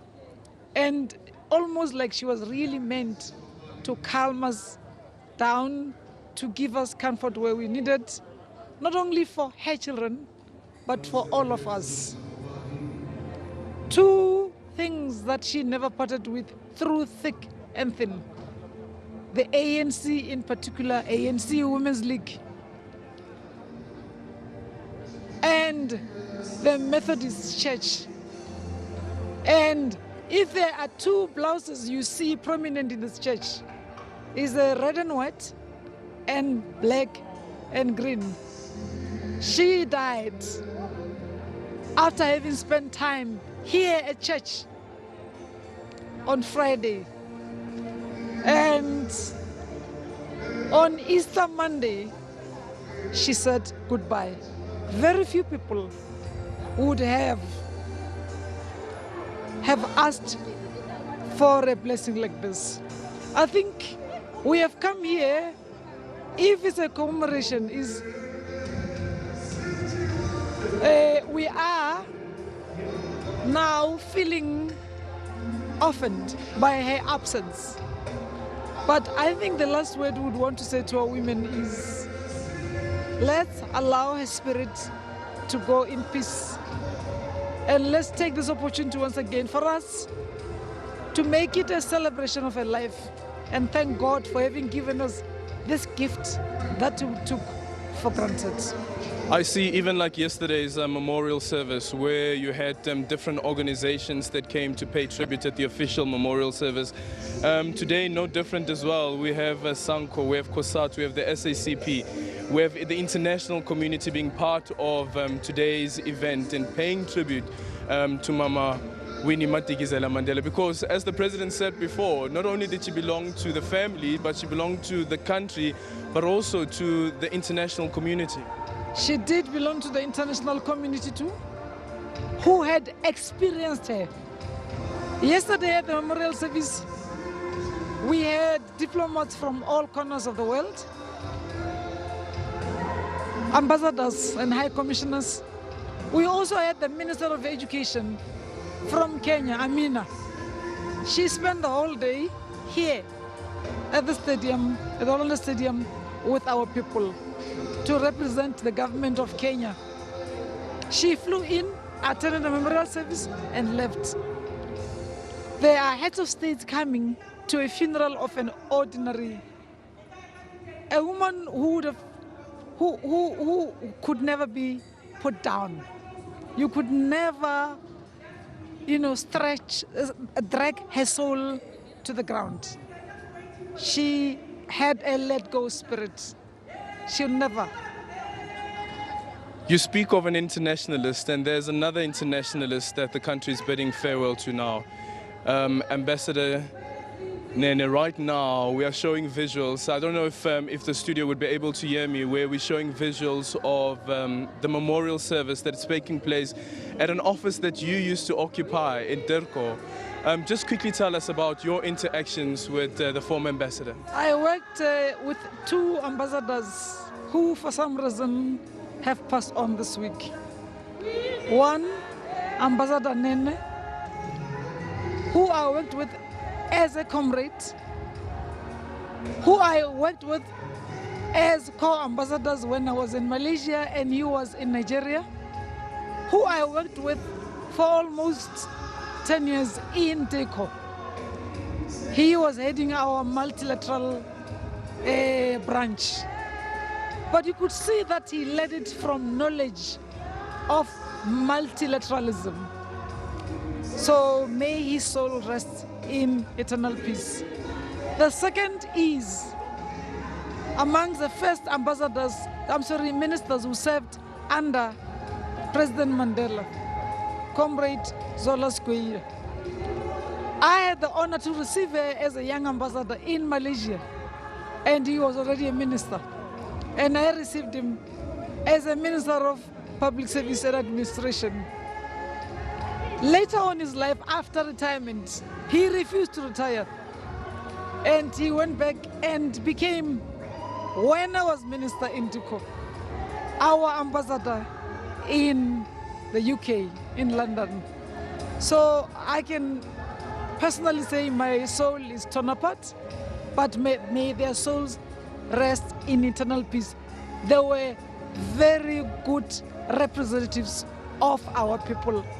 And I thank God for having shared a piece of their lives and their commitment to serving their people. Minister Ambassador Squia, former minister, he even refused retirement. I can tell you that when Ambassador Nene also retired, or reached the retirement age, I had to make him my advisor because he was refusing to go home. So when people were saying go home, he was like, home where? So we had to make arrangements that we keep tapping, but formally, from this well that he was. Minister, condolences not only to you, but condolences to the ANC and the rest of the country indeed.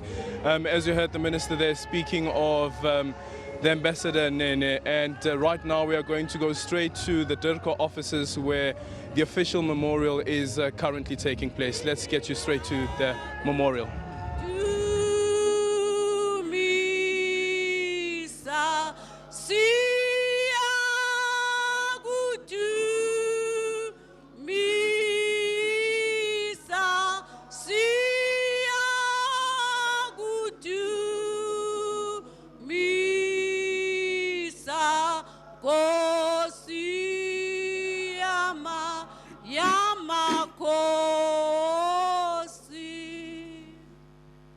I am the resurrection and the life,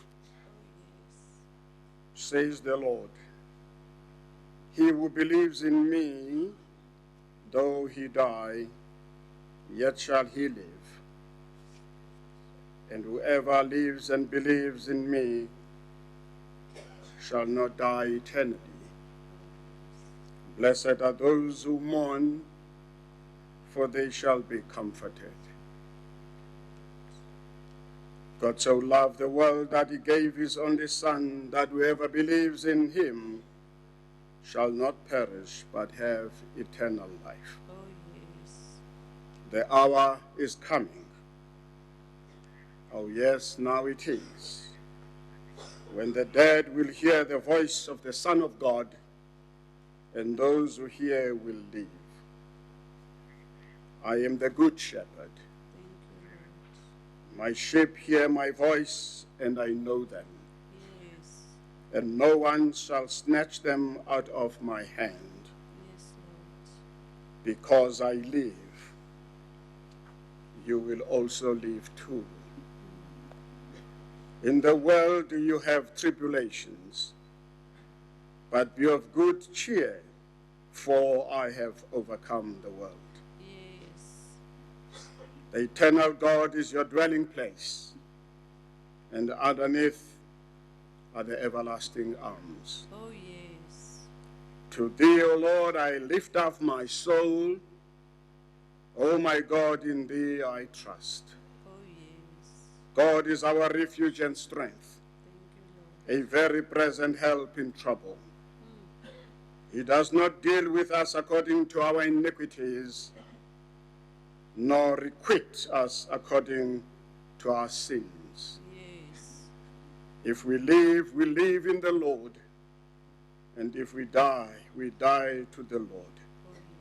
So then, whether we live or whether we die, we are the Lord's.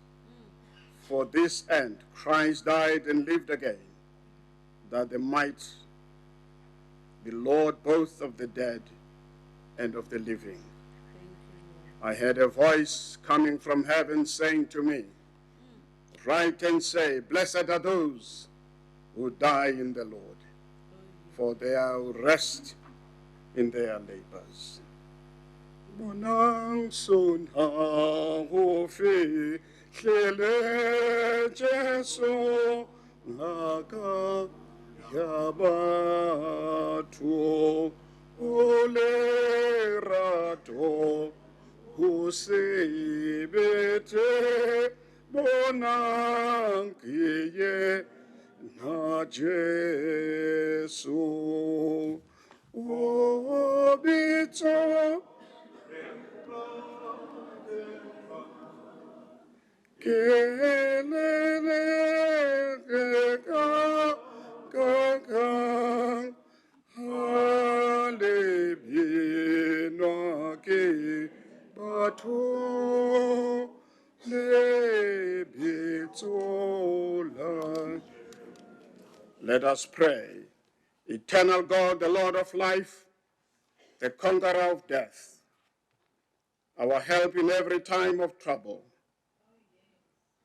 Comfort this family, the Nene family, in its entirety, as they enter now this moment of mourning. Lord, we ask you that we give them the abundance of your grace in the presence of this death. Make them to always be conscious of worshiping you, that they may have a sure hope of eternal life for Sipo Dihang, George Nene. Let them be enabled to put their trust in your goodness and mercy. For you are the Heavenly Father, whose love is everlasting.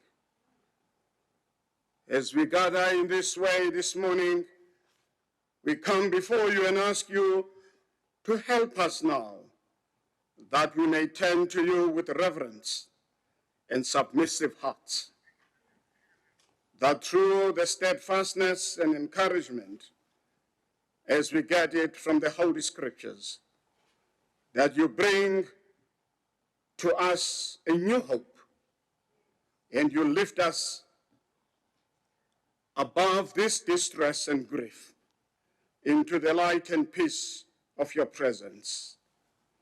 Almighty God, oh yes, you are our refuge and our strength. You have given us the gift of the high priest, your Son, Jesus Christ, who understands our human weakness, who help us during the time of mourning, who help us as the tears rolls down our cheeks, who sees the vibrations of our heart in grief, who is able to stretch his arm of glory and embrace us to his everlasting mercy. I invoke your presence this morning upon this family. Bind them with a cord that can never be broken as they mourn the passing of this great man. We will never be able to give enough words to you, words of gratitude for having given us this life. The Khan who has touched us directly and indirectly and made us to gather in this room in this way. I commend his soul into your hands. Put him in the high place. Take him through the gates of your throne and deliver him to the eternal glory. For you are the one, not long ago we remembered how you conquered death. On the cross of Calvary, you could not be contained by hell that your body was reduced to. But on the third day you rose and you gave us the everlasting hope that all those who die believing in you, they shall join you into your eternal glory. We put Sipho's life into those hands. Continue to be with this family.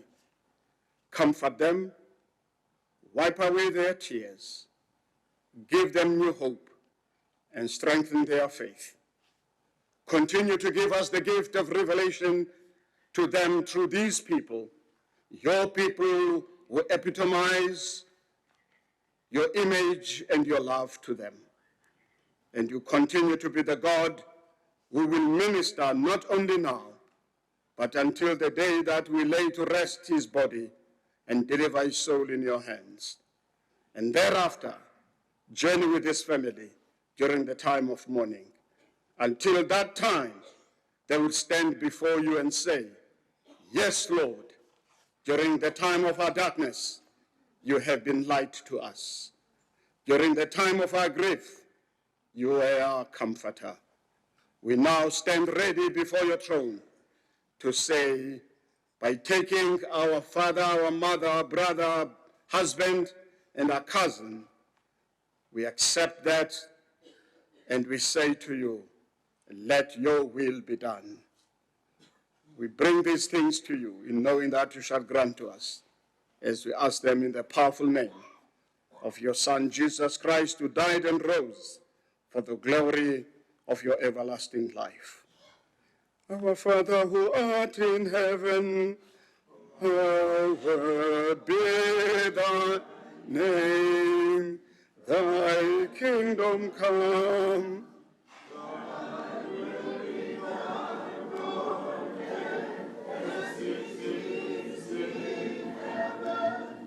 Give us this day our daily bread, and forgive us our trespasses as we forgive them they trespass against us.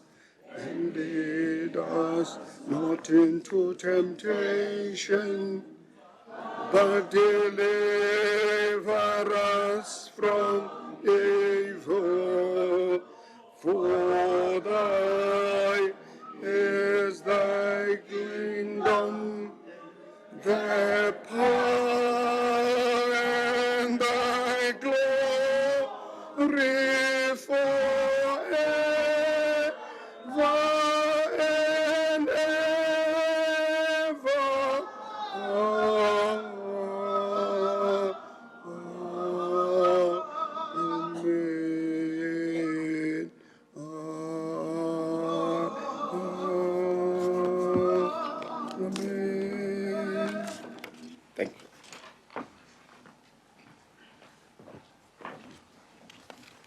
Thank you, Reverend Mehana. I would now like to call to the podium someone who worked very closely with Ambassador Nene, someone who came into this department as a cadet, a program that Ambassador Nene gave so much content to.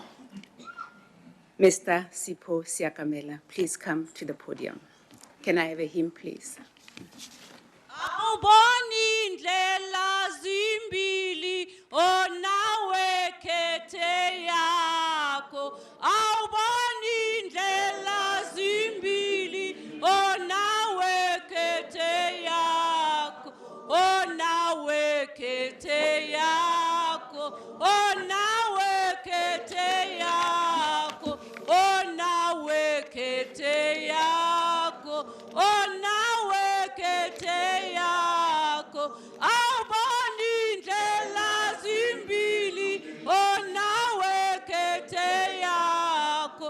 Awuboni indlela zimbili onawe khethe yakho. Onawe khethe yakho. Onawe khethe yakho. Onawe khethe yakho. Onawe khethe yakho. Awuboni indlela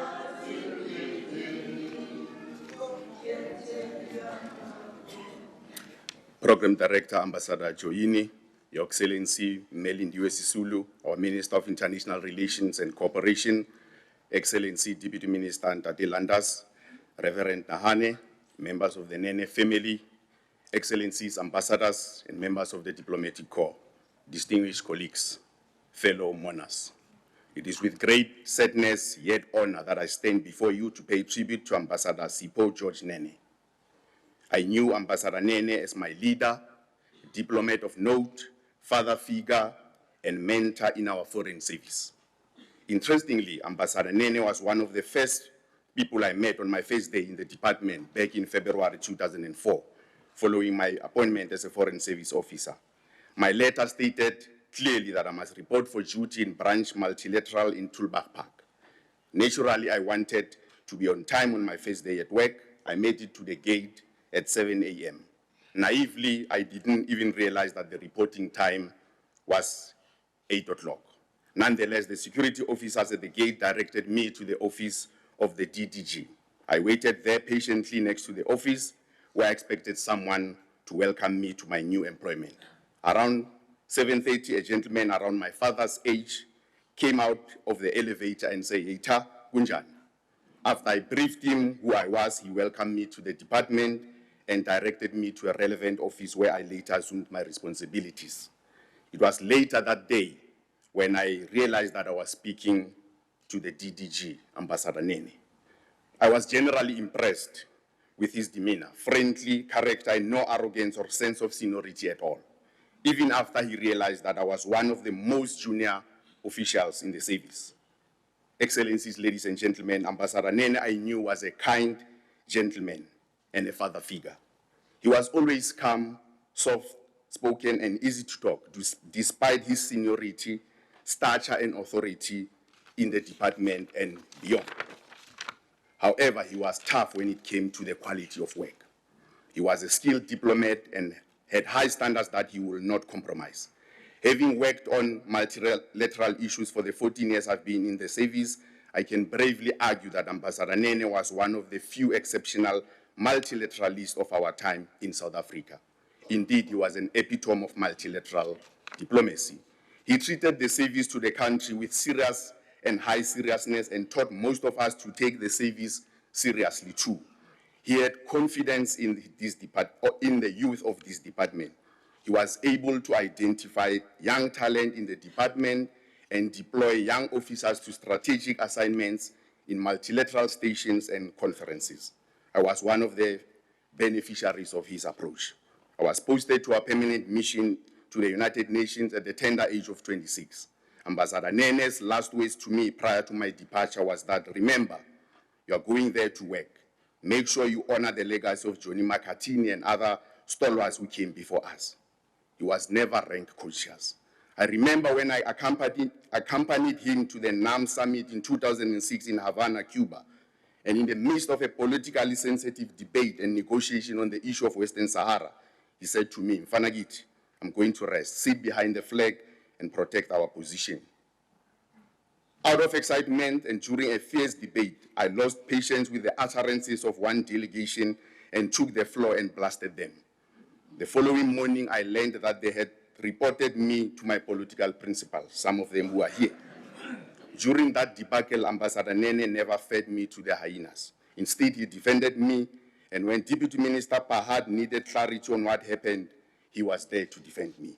Ladies and gentlemen, when it comes to multilateral negotiations, I will often sit in meetings with Ambassador Nene and notice that he never took notes or had a notebook on the table. I asked him once and he said to me, "If you take notes, it means you are not truly listening. A good negotiator is a good listener. You don't only listen for what they say, but also what they don't say, because somewhere in between lies the facts." Of course, I still take notes to this day, but I always remember his words and take less notes and listen more so that one day I can be an astute diplomat he was. Ambassador Nene stressed patience. I once expressed my frustration to him about the UN system and the fact that it's merely a talk shop and nothing gets done.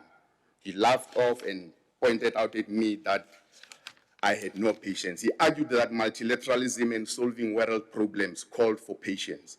He noted that we may never see the fruits of our labor in our lifetime, but we should know that we have sown the seeds for a better world. He continued to argue that if we do see the fruits of our labor in our lifetime, then that's a cherry on the fruit salad. Distinguished colleagues, Ambassador Nene could be funny at times when he wanted, but had a dry sense of humor. I remember an incident when we attended the NAM ministerial meeting in Putrajaya, Malaysia. Ambassador Nene, Deputy Minister Aziz Pahad, and Ambassador Dumi Sani Kumalo were caught by camera taking a short nap during a meeting. When we woke him, he said, "Was I snoring?" And we said, "No." He then asked, "Was Aziz snoring?" And someone said, "A little bit." He argued that unlike Deputy Minister Pahad, he was quicker to get on Asian time zone, but DM Aziz was still stuck on African time zone.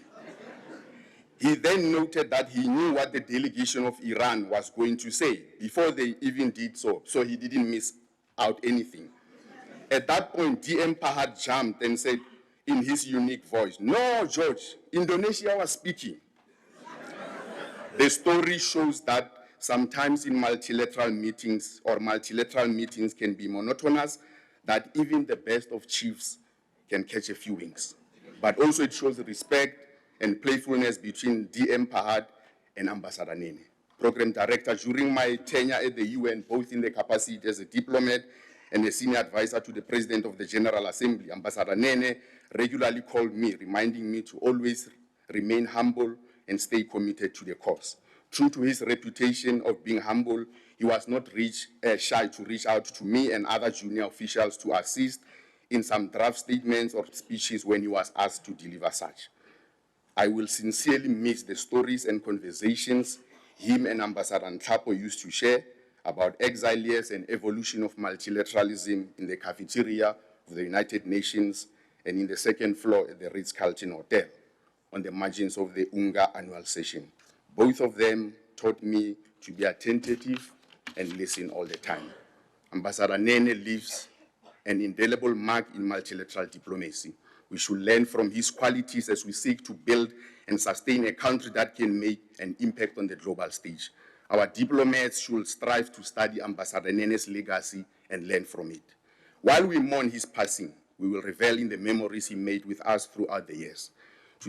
Just coming out there of that memorial service that is being held at International Relations of stalwart as well as diplomat George Nene. Let's also cross now live to the Regina Mundi Catholic Church in Soweto as we continue to give you coverage of memorial services paying tribute and honor to the late Mama Winnie Madikizela Mandela.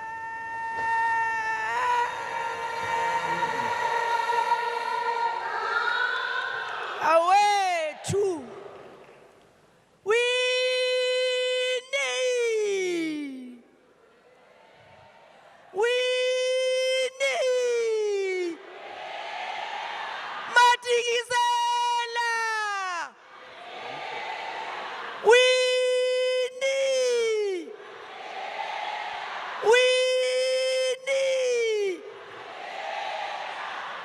Thank you very much.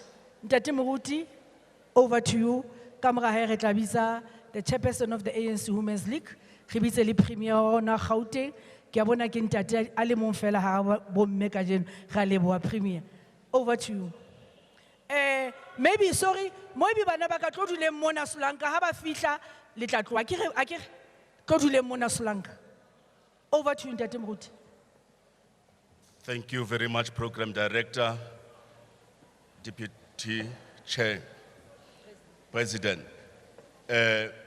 Before we can start with our program, I would like us to sing together this hymn, Lizalisi Dingala Kote Nkosi Nyaniso, and then after that we pray. Those who have voices, can you please lead us?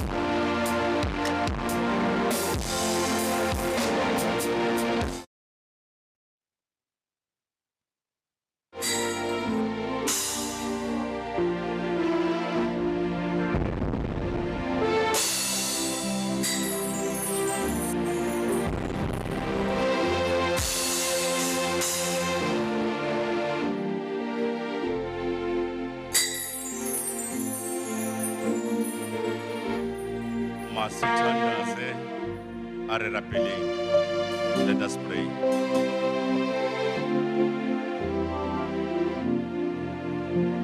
Ariaka ratlisale tole fatsin lena. Me hoya bona hala sitoya le letshwane le tlolela.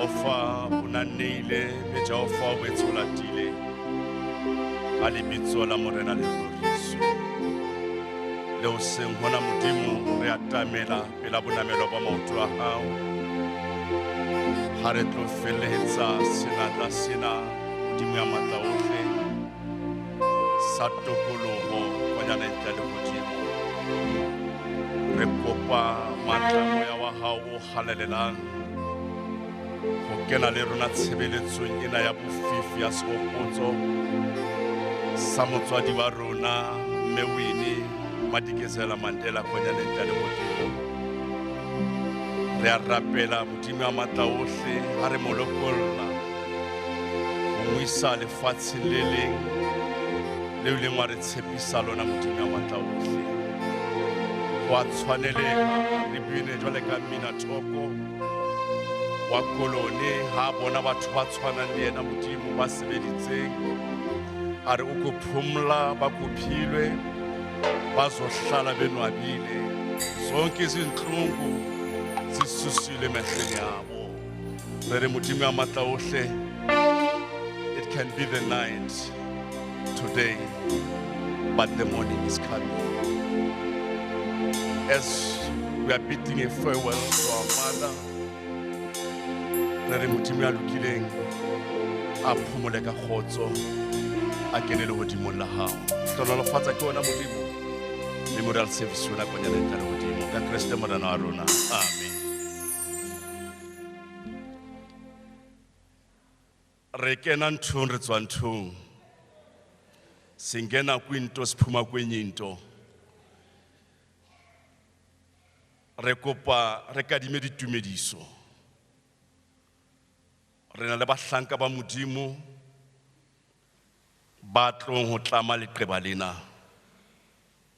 ba tlo reng ho mokgatlo wa African National Congress ha wa hlaha le sahlaheng uYesu wasemandulo usasenguyena namhlanje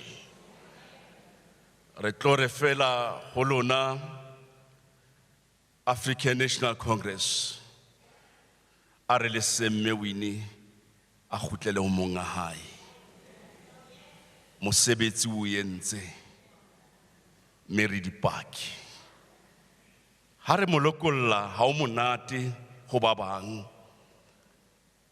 empa ho atlamea hore re ha khutlela hae diakulangazelela Jerusalem entsha imizamo yami yakuphela ndakufika kuwe ho tshwaneleha hore re well done faithful servant you have been faithful to small things now enter into glory with your Lord ho tshwaneleha ha re molokolla re umzamo omhle uzamile qazo levesini Rebitsa Bishop Ntam 3 minutes Bishop work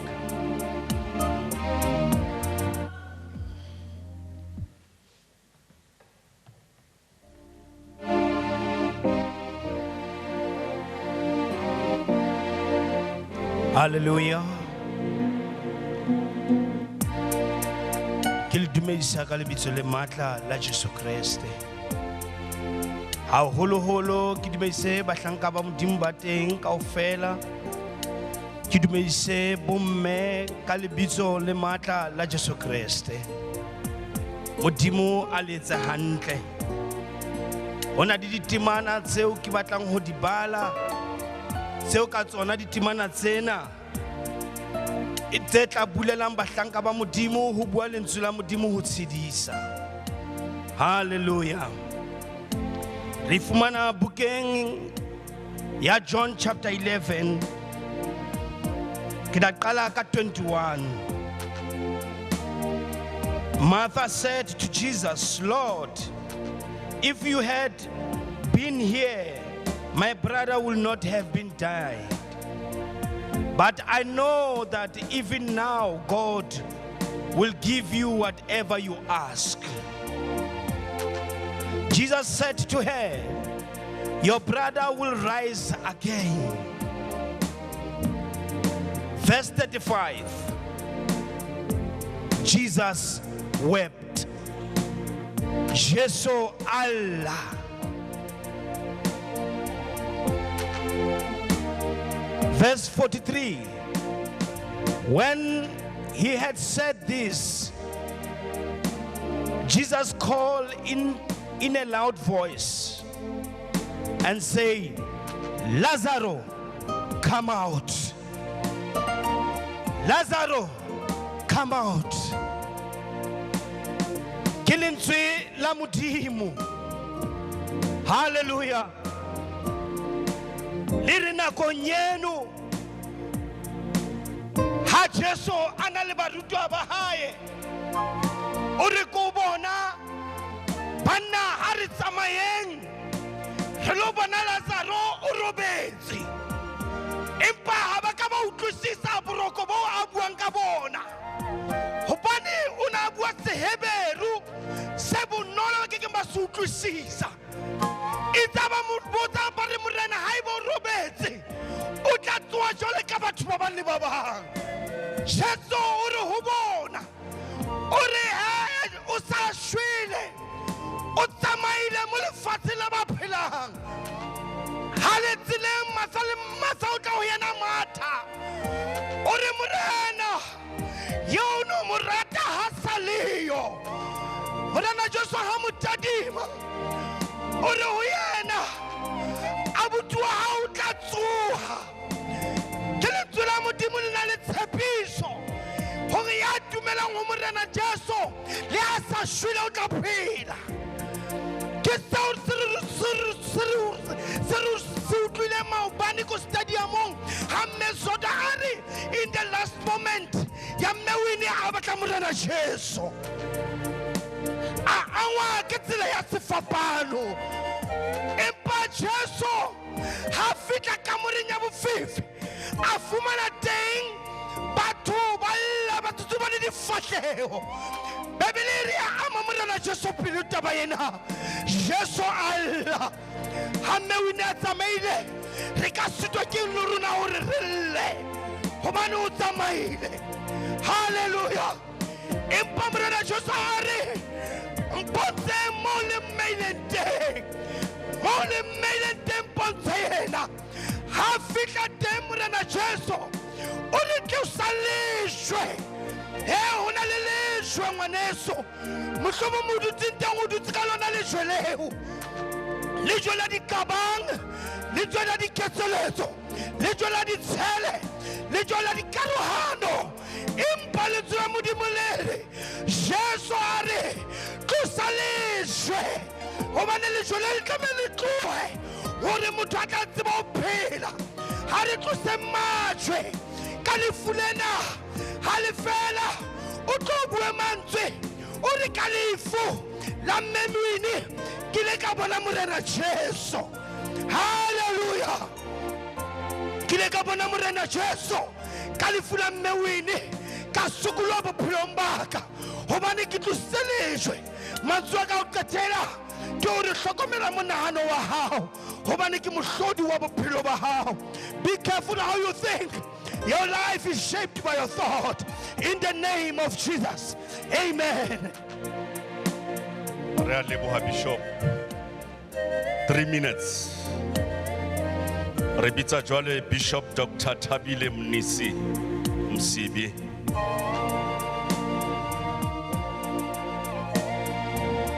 Solo ifihlaka alo solo o yesema ahaka isa.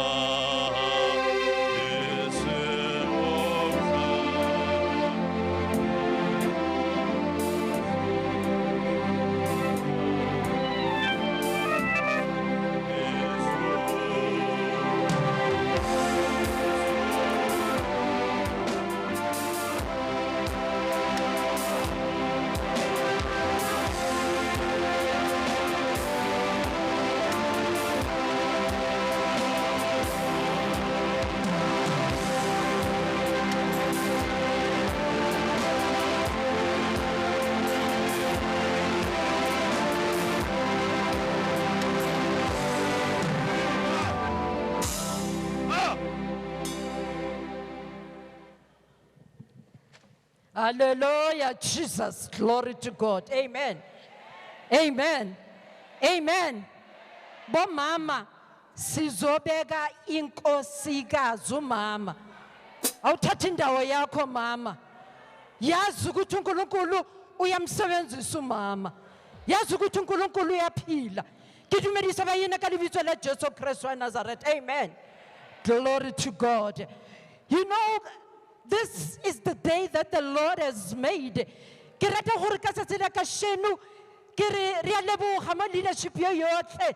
Ke re God is able.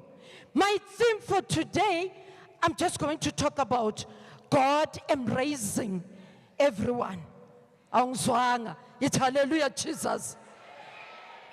The theme, it's about God embracing everyone. Modimo o kgona go embrace moetsadibi. Modimo kgona go embrace motlholegi. Modimo kgona go embrace the person who is stigmatized. But God is able to change the situation. Hallelujah. Glory to God. Namhlanje enkonzweni yaka Mama Winnie sisasho ukuthi ngizofunda encwadini bathandekayo, incwadi ejwayeleke kakhulu, incwadi yaka Matewu. Incwadi yaka Matewu le engikhuluma ngayo bathandekayo, yazi abathandekayo banyakazisa into zabelungu bawisa into zami sengizistelile but uNkulunkulu uyazi ukuthi enhlizweni ngibekeni. Ngithanda ukuthi ngisakhuluma ngendaba yokuthi uNkulunkulu wethu waya esiphambanweni, waya kuko konke, waya empilweni zethu. Namhlanje umama zifune uzazi ukuthi ungubani. Namhlanje umama khuleka ukhulekele amabandla, ukhulekele umbutho, ukhulekele umndeni waka Mama Winnie Madikizela Mandela, ukhulekele isizwe sonke. My God, ngifunda encwadini lapho uNkulunkulu esitshela khona encwadini yaka Chronicles chapter 7 verse 8. You know, usafunda ngithanda ukuthi uzifundele nasekhaya. Kodwa incwadi engizohlala. Just coming out there of that current memorial service for Mum Winnie Madikizela Mandela at Regina Mundi Hall in Soweto. The Catholic Church will cross back to that. For now, though, let's cross back to the international relations, where the memorial service of diplomat and struggle stalwart George Nene is taking place. Currently on the stand is General Spiro Nyanda, also a close dear friend to the late George Nene. And loved each other. And I came across him again at university, where again we worked together. We're in the same organization. I was doing science, he was doing arts. He was doing a teaching course. And on the day that and for the incident that I was expelled from school, he was also supposed to have been expelled. But because I was lighter in complexion than them, they only saw me and wanted to know. And the ambassador and Clapper was also there. And our association with, my association with George also came as activists in the underground of the African National Congress in the years preceding our departure to join the African National Congress, Umkhonto weSizwe, in exile. That was in 1974, 73, 74, 75. And we used to work together in the underground. And I left before him. He joined me later on. He trained in a different country. And the people that he trained with, I see some of them here. I trained in the GDR, he trained in the Soviet Union. And when we came back, we also worked together in Swaziland, in the underground, shared the same trenches, took the same risks, found the same joy, recruited many of the people who are now part of the ANC, who were in Swaziland, who were part of the diaspora in Swaziland, mainly from the University of Swaziland, Botswana, Lesotho, and Swaziland. The reason why I did not want to talk long is because, or talk at all, was that we almost have the same history, friendship with George, with Ambassador Nene. And I'm happy, however, that we are here. I had indicated when we were asked that we should have this program here, that we were only informed day before yesterday that there would be, that the minister wished for this service, a memorial service here. And I know that it was difficult for the family. It was difficult for many of the organizers.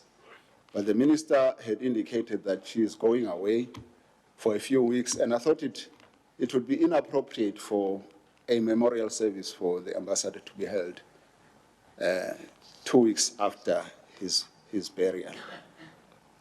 And I pushed for the memorial to be held because I thought, and I knew, that Ambassador Nene is this respected person in the community of ambassadors and in this department.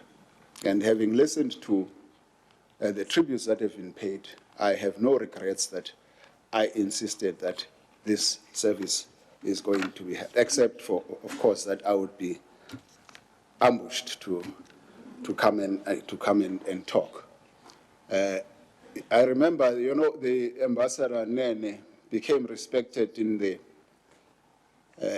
townships later in life, because when we came back from exile, I remember I organized, some people with the youth of Soweto organized an event for me, because I was this hero,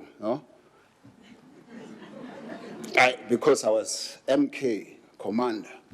But I went with my friends. I went with Ambassador Nhlapo, Jackie Silibe, and I remember also the present chief of the SANDF and the comrade Len Rasekhatla was there. He was formerly a deputy commissioner in the South African Police Service, because I wanted to introduce all of us,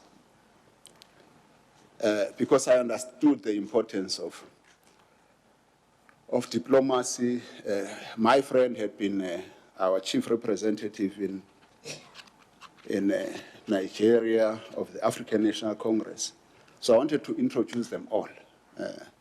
And so these young people came and said, were introducing me as chief of, I was commander of MK, and people were screaming, yeah. And then I introduced Len also as a commissar, Mkonto, yeah. And then Shoke was a commander in MK, yeah. And then these are the diplomats.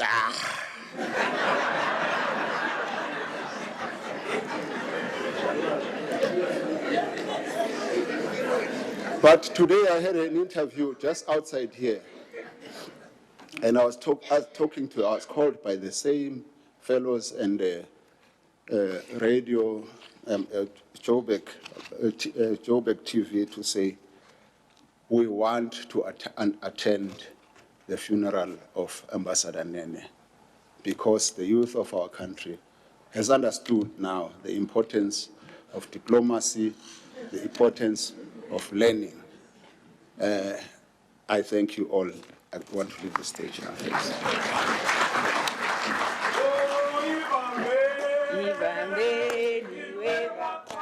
Well, that was Diplomat George Nene's dear friend, Spiwe Nyanda, of course, just sharing some of the moments that he had shared with George Nene at the International Relations as they hold a memorial service this morning.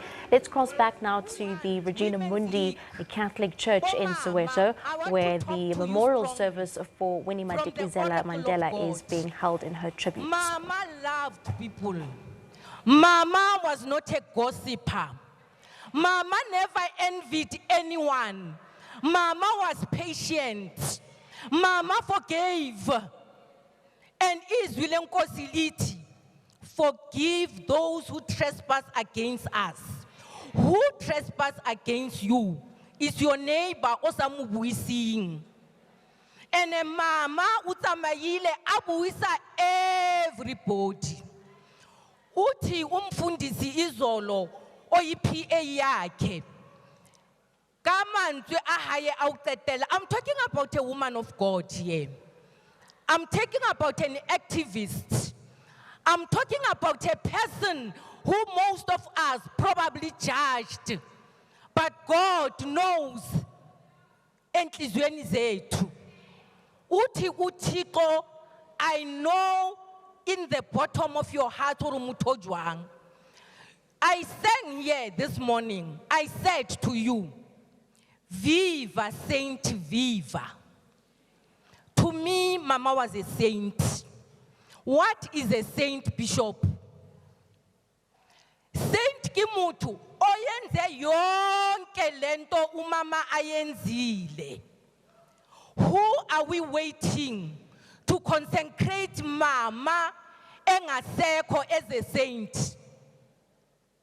Canonization happens here on earth. But God has already done it to Mama. Mama is our saint. Amandla kulondawo. Mama is our saint. I am not saying this from nowhere. When I prayed yesterday, after that comment, 10:30, I switched off the TV till this morning. And that is when God said, on Saturday, you are going to bury a saint. Over to you, Bob Bishop. Mudimu ubuile. Amen. Siyabulela, Pastor. Abantwana besikolo bangamameli utitshere wabafelisi. Ngicela nje ukuthi 3 minutes. Masibiza manje uArchbishop Tsekedi. Archbishop Tsekedi. Habuhluku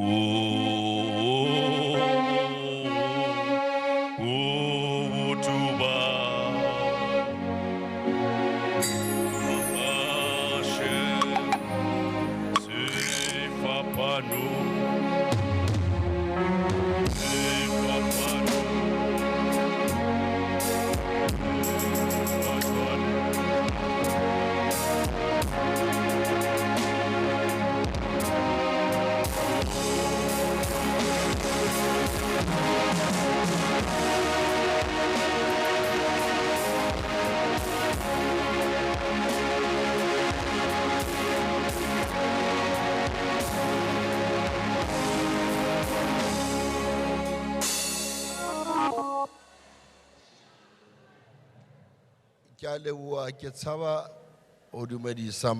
all protocol observed.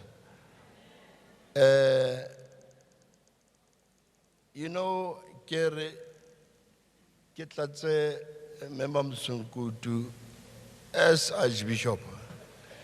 Ke batile bebele, kashaba bebele, katola basadi basebedite.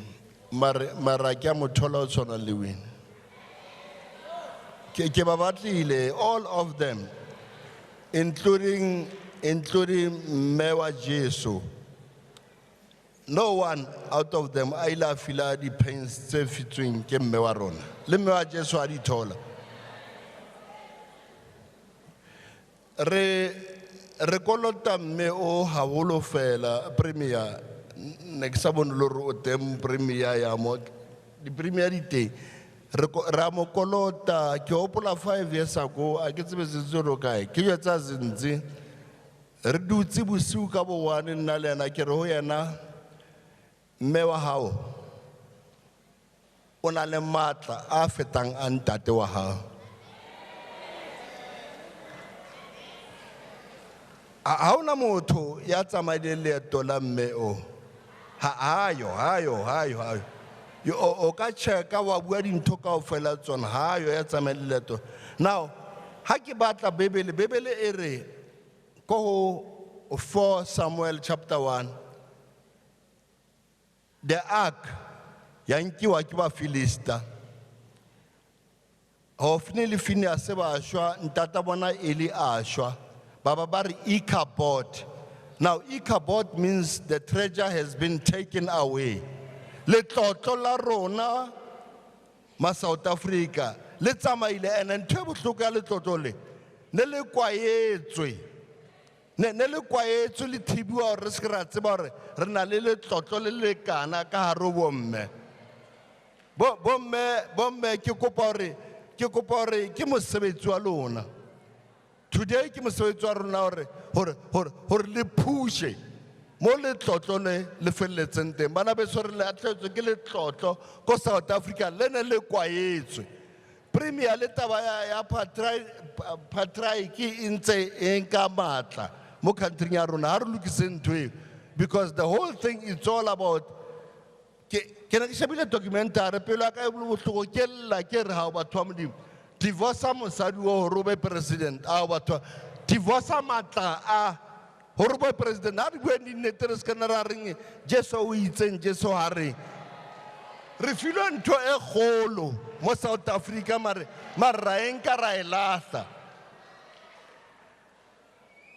le tlotlo re file le tlotlo mare ra lenka le tlotlo ra le kwaela ha maburu a le hatela le rona ra be re tlatsa re le kwaela le tlotlo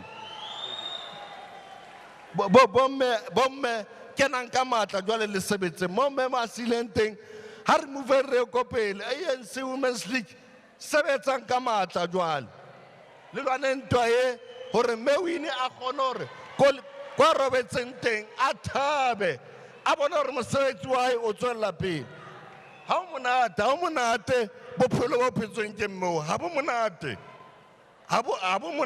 bophelo bo phetsweng ke moo modimo a hlonofatsa South Africa a hlonofatsa mmuso wa rona a hlonofatsa African National Congress mmuso wa rona re tile re se ka ra dumela maburu a re divide re se ka ra dumela ho ya ko maburu Haisale ompihlela ke makese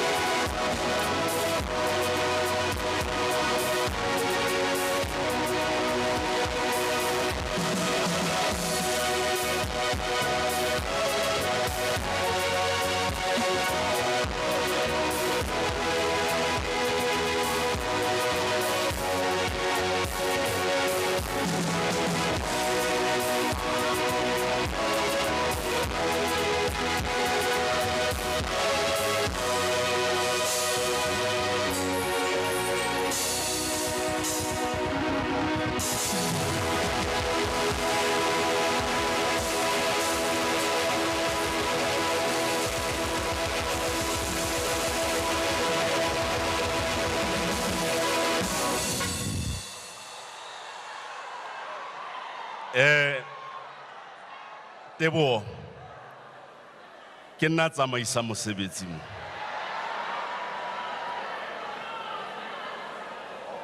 baruti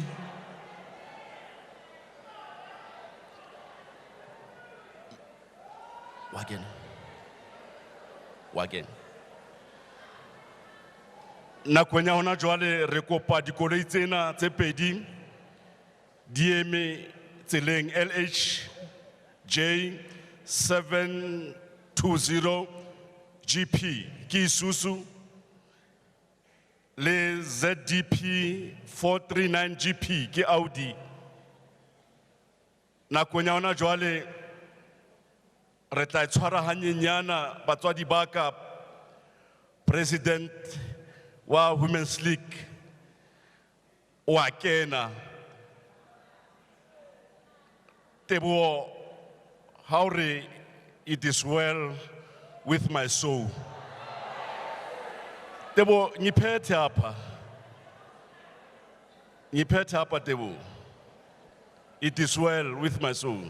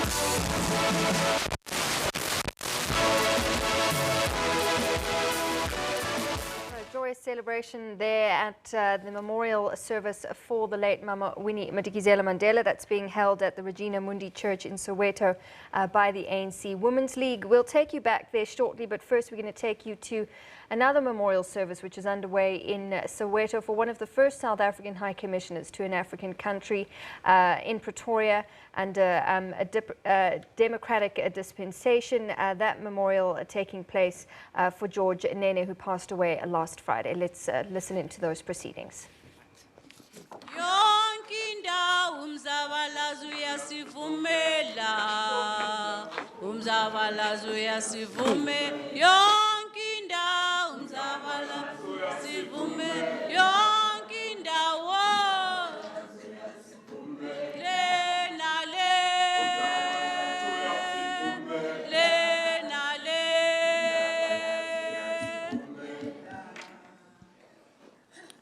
Thank you, Program Director Ambassador Winnie, members of the Nene family, Mrs. Mbeki, Minister Sisulu, and other ministers and former ministers, fellow panelists, foreign and South African ambassadors and high commissioners, colleagues of DIRCO, comrades and friends. A lot of what one wanted to say has already been said. Now, don't ask me to therefore shut up and sit down, because this is an occasion which I will not accept that instruction, as the General said. But I must thank DIRCO for organizing this magnificent memorial service. We meet today to celebrate the life of one of our outstanding diplomats, Ambassador Nene. As you have heard, Ambassador Nene was also a political activist. And his strength was that he was able to bring his political experience to his diplomatic work. In 1992, when the process of integrating members of the ANC Department of International Relations and the then Department of Foreign Affairs, when this process started, we understood very quickly that it was complex and a challenging task, because two previous enemies were now coming together through a negotiated solution and trying to integrate the ANC International Department and the former Department of Foreign Affairs. As you all recall, because of the successful international anti-apartheid campaign, the South African government then had very few embassies in Africa, Asia, and indeed in Europe. But the ANC had many more offices which were run by what we used to call chief representatives. George was one of the best ANC chief representatives who was based in Nigeria, and like many other chief representatives, gained a wealth of diplomatic experience. I want to say that it is my view that the very fact that we will be able to integrate people with experience in international relations into an integrated DFA was quite an important step for a future DFA post-94. In preparation for integration, the ANC organized meetings of our chief representatives to try to discuss what the changes mean and how the integration process will work. The Transitional Executive Council of International Relations Subcommittee organized meetings of DFA ambassadors and ANC chief representatives. These meetings helped to deal with the fears, concerns, suspicions, and insecurity on all sides, and laid the foundation for what I believe was a relatively successful integration process in the then Department of Foreign Affairs. And it is a matter of record that Ambassador Nene made an important contribution to this process. The new Department of Foreign Affairs became a powerful instrument to ensure that South Africa took its rightful place amongst the community of nations. We established diplomatic relations with many countries and joined many international organizations, including the OAU, the United Nations, and the Non-Aligned Movement. South Africa's foreign policy was based on the foundation of Pan-Africanism, the African Renaissance, and internationalism. And as has been said, we were accused by so-called experts in the media for punching above our weight. I believe the integrated DFA, supported by the rest of the leadership of government and the African National Congress, we were not punching beyond our weight, but we were ensuring that South Africa could use its collective capacity to put South Africa and Africa on the map of the world. After the 1994 elections, Ambassador Nene was appointed as the South African High Commissioner to Nigeria. Nigeria was under military rule and a diplomat's life was very challenging. After the execution of the Nigerian activist Ken Saro-Wiwa and 6 in November 1995, and President Mandela's unsuccessful attempt at a Commonwealth conference to have Nigeria boycotted and isolated failed, relations between South Africa and Nigeria became extremely tense and strained. The ANC and the government quickly understood that this was unsustainable. If you wanted an African renaissance, you could not have Nigeria and South Africa fighting each other. So the government took the decision to normalize relations with the Abacha military government. Ambassador Nene had to use all his political and diplomatic skills to interact with the representatives of the military government. I accompanied the then Deputy President Mbeki to Nigeria to meet with Abacha, and I was highly impressed with Ambassador Nene's knowledge of developments in Nigeria and the extensive contacts he had developed. After that, his reports from Nigeria were very insightful and knowledgeable, and helped the Presidency and the Department of Foreign Affairs to prepare better for our many interactions with the Nigerian Foreign Minister, the military leader Abacha, and other Nigerian diplomats. You must know there was no love lost between Nigerian and South Africans at that time. After serving in Nigeria, George was appointed as permanent representative of South Africa to the United Nations in Geneva. Once again, George had to use all his experience and expertise to deal with the complex multilateral challenges, including human rights, which had become a smokescreen for pressures on governments or regime change, refugees, migrations, and weapons of mass destruction. It is now commonly known that George became one of the most active and popular diplomats in Geneva. When he finished in Geneva, he returned to the Department of Foreign Affairs and was appointed Deputy Director General of Multilateralism. It is not surprising that George was the South African Sherpa in so many partnership meetings, including the G20. It is still a mystery to me why he was suddenly moved from the position of a Deputy Director General and appointed Special Advisor to then Foreign Minister Maite Mashinini. It was also a surprise to me when his contract was ended and he joined those of us who became former deputy ministers, former ambassadors, former what. But his reputation was still very strong, and he was appointed to an international high-level panel which dealt with nuclear disarmament. Unfortunately, once again, such an important initiative, which was in the interest of South African foreign policy, could not be successfully implemented because, understandably, there were serious budgetary problems emerging in all sectors of government. As I said, George also understood that the former South African ambassadors and high commissioners were a repository of vast experience and knowledge, and therefore they could make a major contribution to foreign policy in a very complex and constantly changing international environment.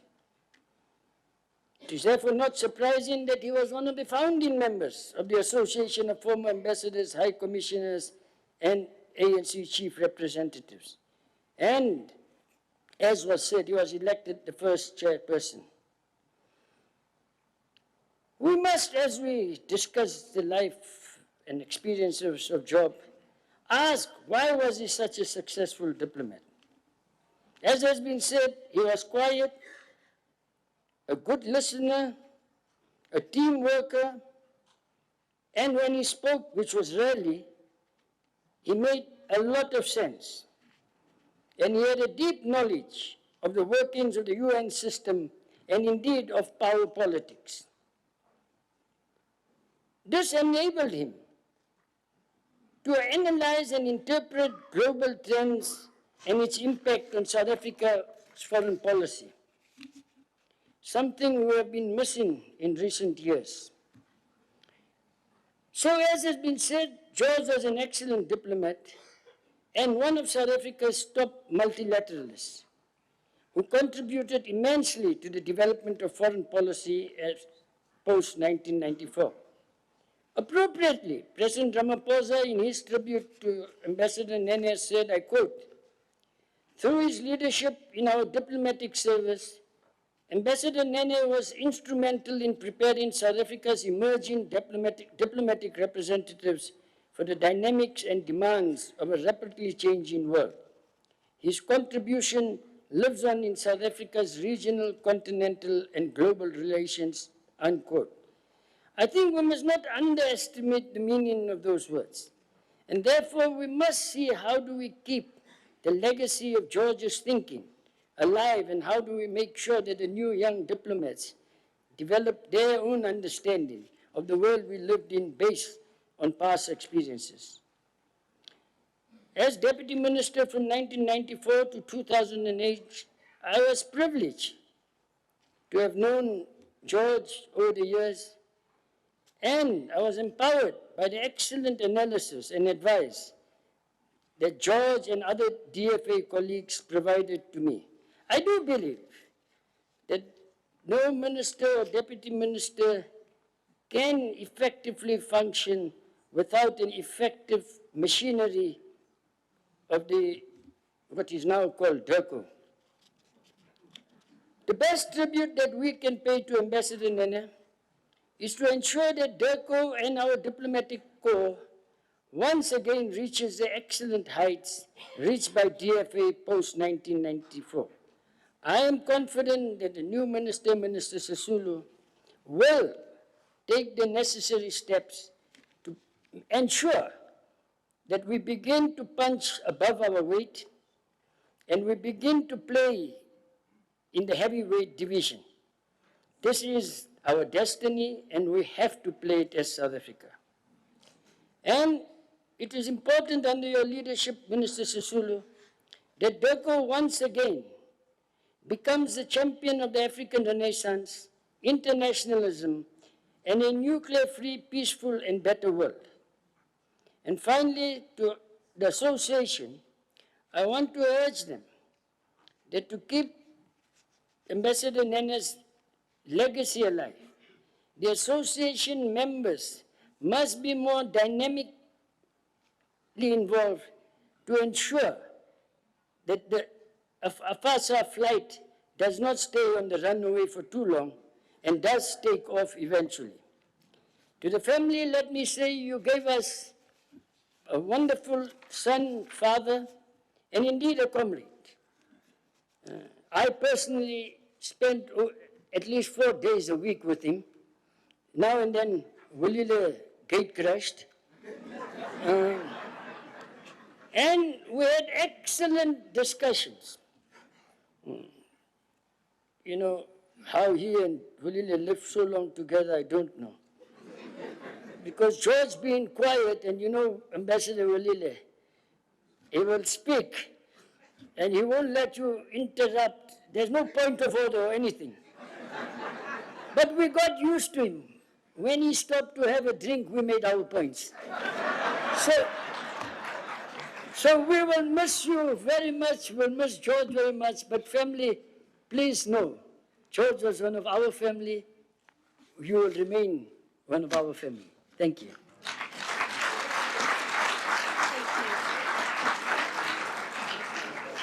Thank you, Mr. Pahad. Ambassador Nene was not only the young ones, the young talent benefited from his wisdom, his experience. Some of us, mid-career diplomats, senior diplomats, got a lot out of him. He was very engaging and open to give that advice. My first time meeting Ambassador Nene in 2001, I gave a presentation on organizational development. After that presentation, it was during tea break, he called me aside and engaged with the presentation. And the next thing, he gave me a set of books on diplomacy, on international relations. so that I could contextualize organizational development within the space of international relations. That's the kind of person that he was. And to Lunga and Nontlantla and his faith, he dearly, dearly loved you and will show us pictures of you all the time and all those special moments that you shared with him. At this point, please allow me to call to the podium our Minister, Her Excellency, Mr. Lindiwe Sisulu.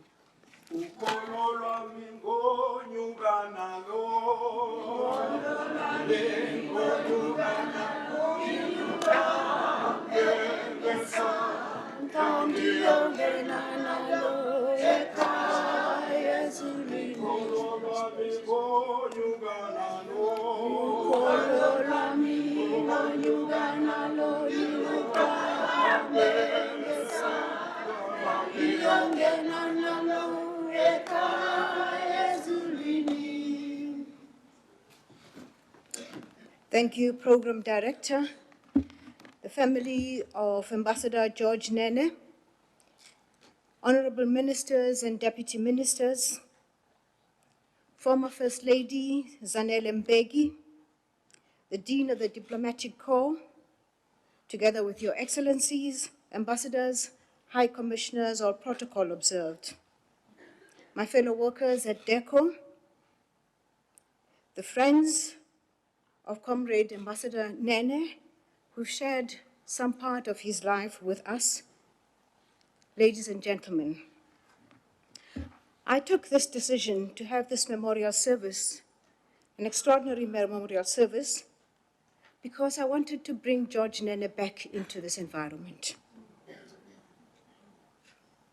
I wanted to answer the question that Deputy Minister Pahad has asked,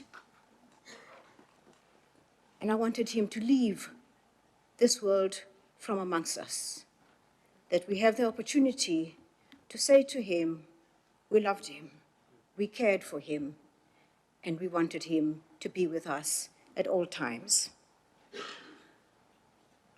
I wanted to bring him back if only we could tell the stories that we're telling today, so that the family knows how much we loved him, how much we appreciated him. As I look up, I recognize some people I may have missed. Our grand dame of the struggle,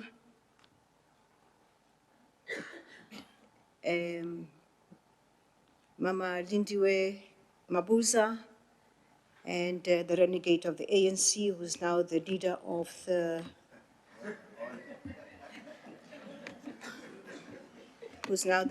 some opposition party in the... Please feel covered in all that, all protocol observed. We needed to bring him here to get closure. We needed to bring him here to give him the honor that he deserves. And I'd like to say thank you to the Nene family and the children and the friends for allowing us the space. Thank you also for allowing us the disruption to have him today as opposed to any other day. Unfortunately for us, George passed away at a time when we also had other unpleasant occurrences, deaths in our organization. It has been indicated to you that it happened at the same time as Mama Winnie passed away, at the same time as Comrade Ambassador Zora Skweyiya passed away. But it made us think that April brings to us nothing but grief over a period of time, because it was in April that the dastardly, brutal murder of a 23-year-old Solomon Mahlangu happened. He was only 23, and they hung him. It was in the month of April that the dastardly, brutal murder of Prince Hani happened. So may George Nene join those heroes and martyrs of our struggle as he leaves us in this unfortunate month.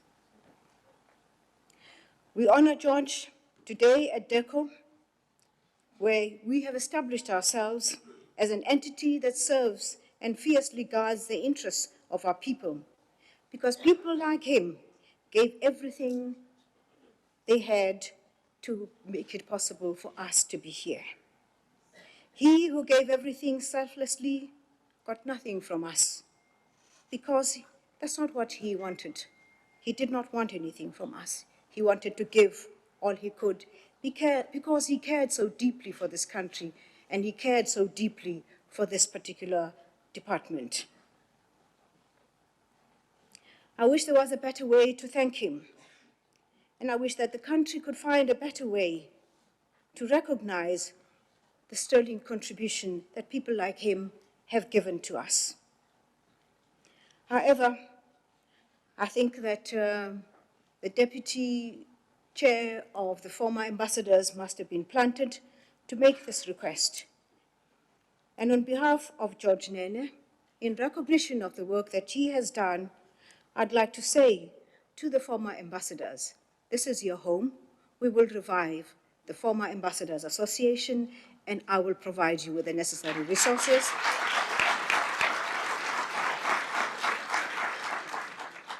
As I sat and listened to George Nene's friends, and possibly didn't have the opportunity to listen to all of you, I thought to myself, it would be so tragic to lose the repository of all the information that has brought us here, the repository of all the information that should take us forward in our relations with the world.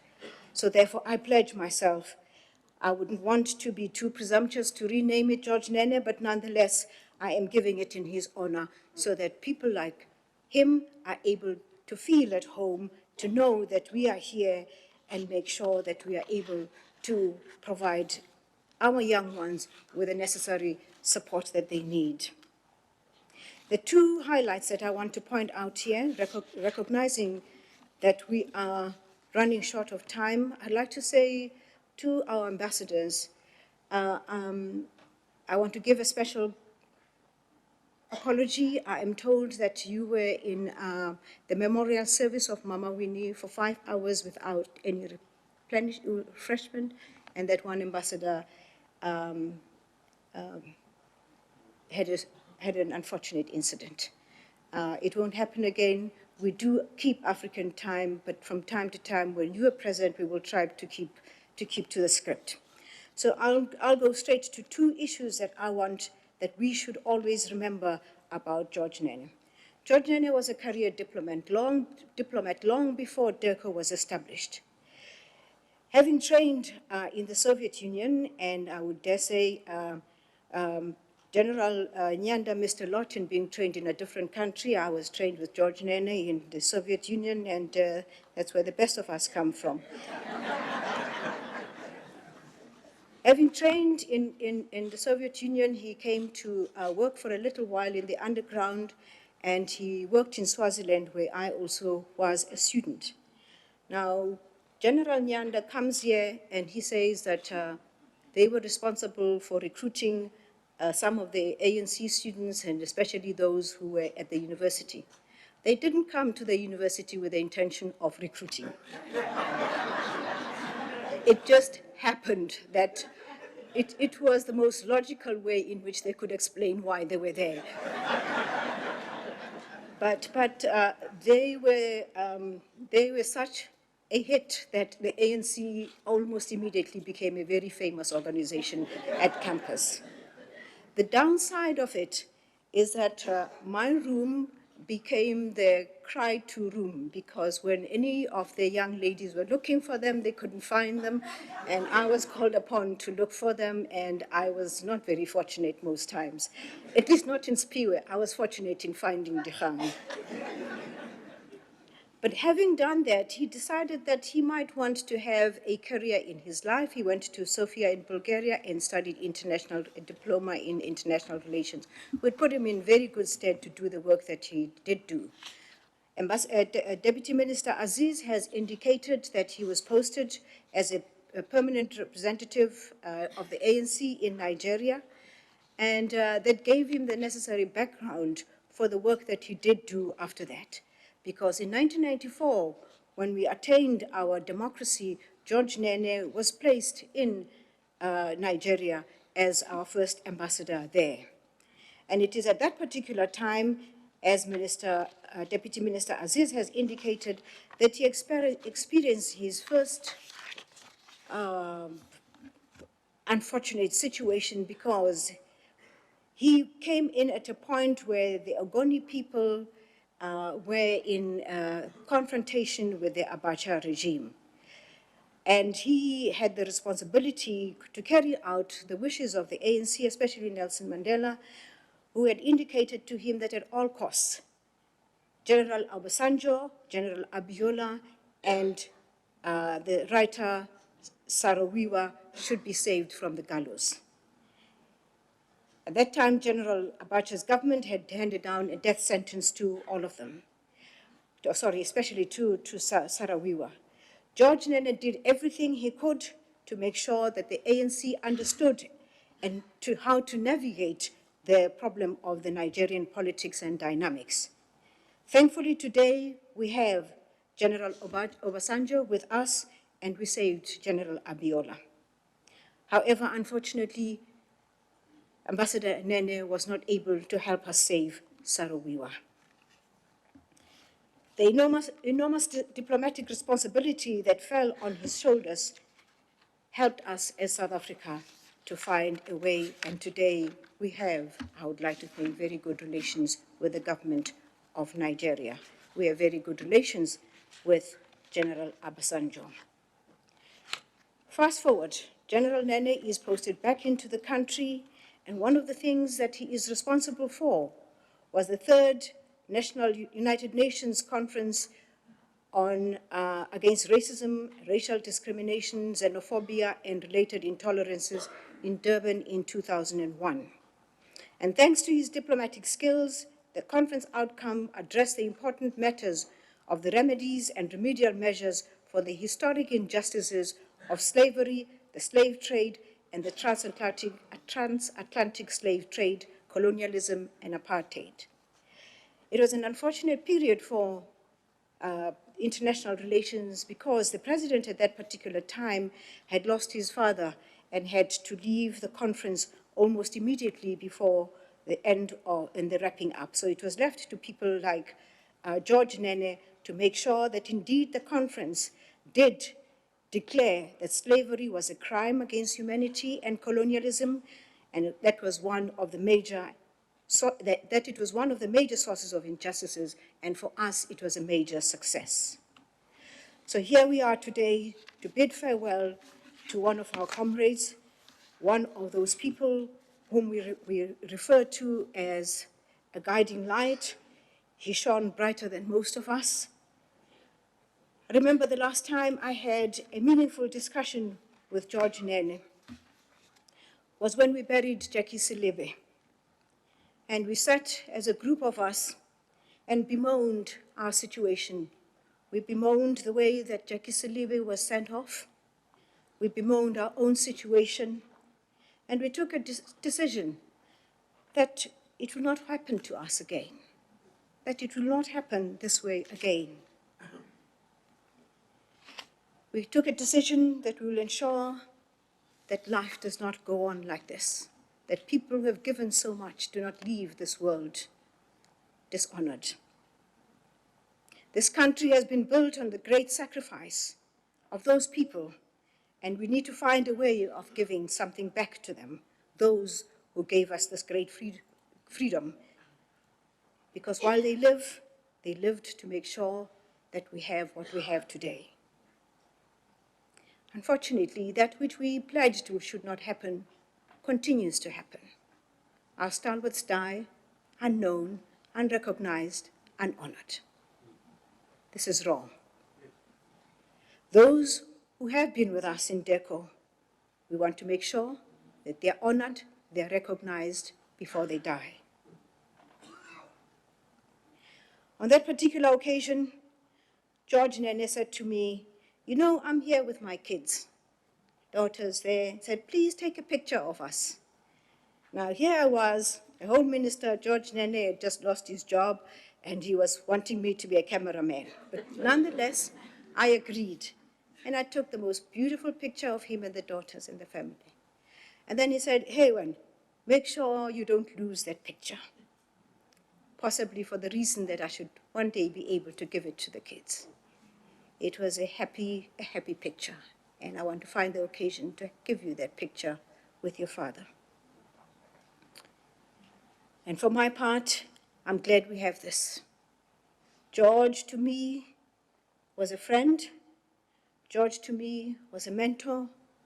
George, to me, charted the path into the area of diplomacy.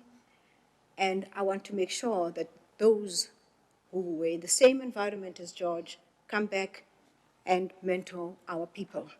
We will rise and punch above our weight, Ambassador, Deputy Minister.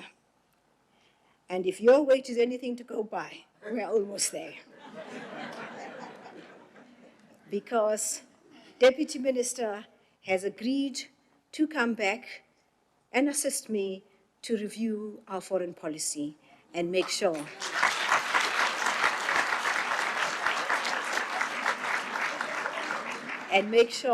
that we are in line with the desires of OR Tambo. Thank you very much for being here. Thank you to the Diplomatic Corps. Thank you so much to the family. Thank you to the colleagues of Ambassador Nene. This is just but a token to say to the family, to George Nene, we really loved you. We will miss you. Thank you very much.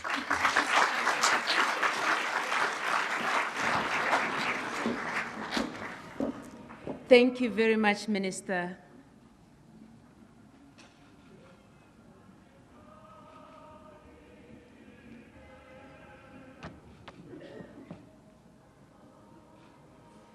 All right, well, listening there to the Minister of International Relations and Cooperation, Ndiwe Sisulu, who was addressing mourners at the memorial for the late George Nene. He was one of the first South African High Commissioners to an African country under a democratic dispensation.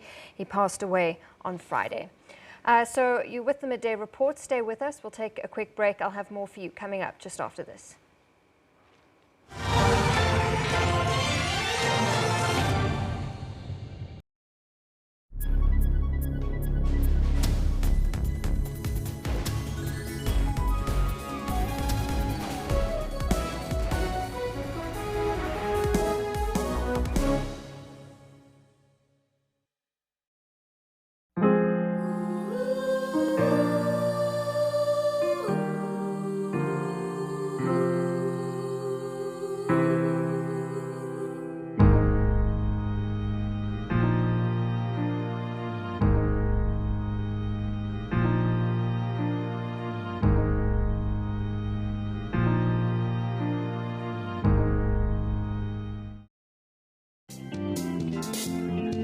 Entrepreneurship and taking charge of your own destiny is a mindset, and it's something that should start at a very young age. I started when I was around about 3 or something, because I have a bunch of paintings in the office. I have a teacher that teaches me and my class how to do business, and he was the one who taught me.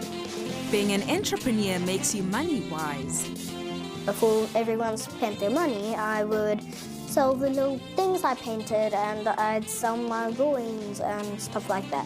In business, it is important to keep record of all your transactions. I have a passion and I love making anything, so I chose to make Play-Doh, and I'm passionate about it. Catch Bupilong every Friday at 17:30. Shervin Bricebys, SABC News, New York. Paul Barber, SABC News, London.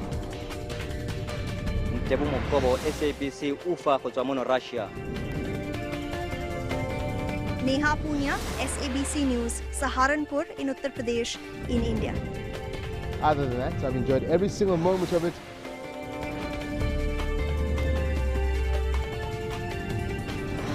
Takwana Ngatani, SABC News, Soweto, Johannesburg.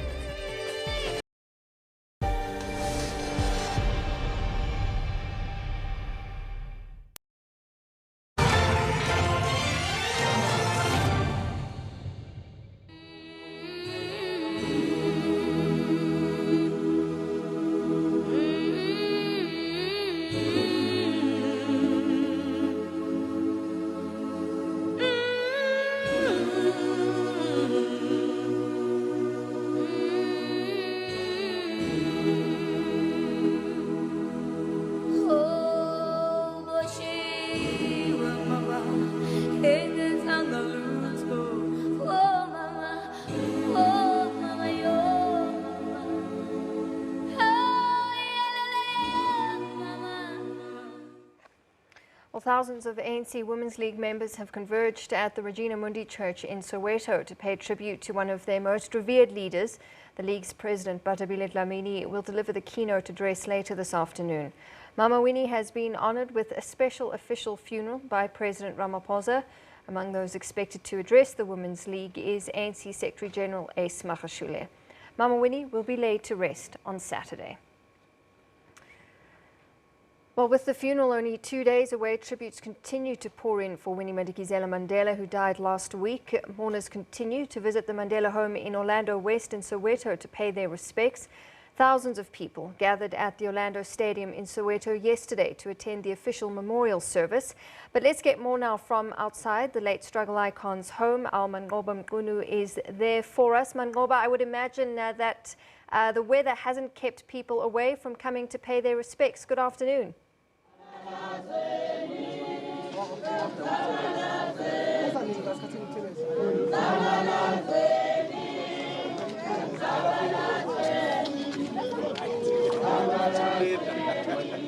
All right, we apologize. We seem to not have Mangoba quite ready for us. We'll try and get back to him at a later stage. These crossings do become difficult with the weather, but we'll try and get him back for you in just a bit. In the meantime, 2 memorials have been planned for Winnie Madikizela Mandela in New York. One will take place this evening in Harlem, while the other will take place at the United Nations on Friday morning. Our Sherwin Bryce Peace has the details.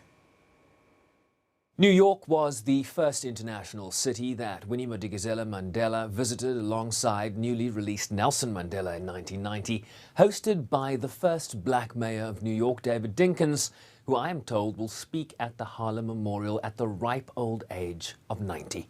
Mum Winnie and Madiba's visit included a ticker tape parade in Manhattan, a town hall meeting in Harlem, and a visit to Yankee Stadium in the Bronx, cementing New York's bona fides in support of the struggle against apartheid.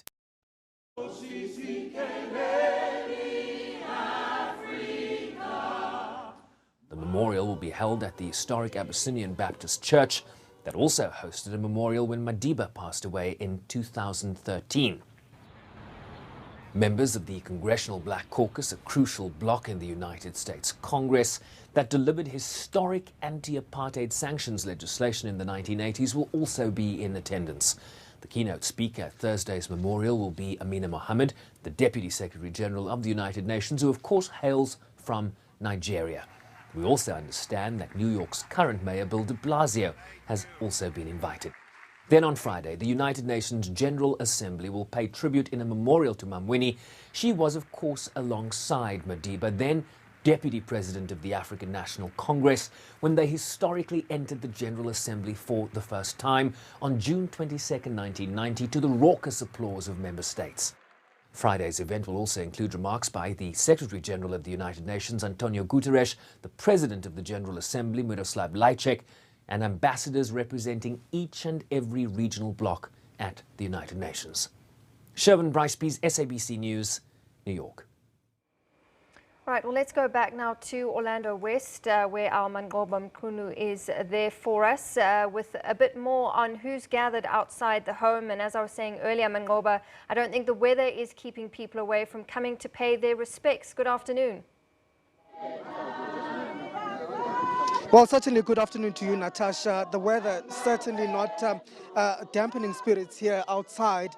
These here are the members of the political party, the National Freedom Party, which has also come to pay tribute. You remember, of course, that various political parties have been coming here outside the home of the late struggle icon to come and really pay tribute to this struggle icon.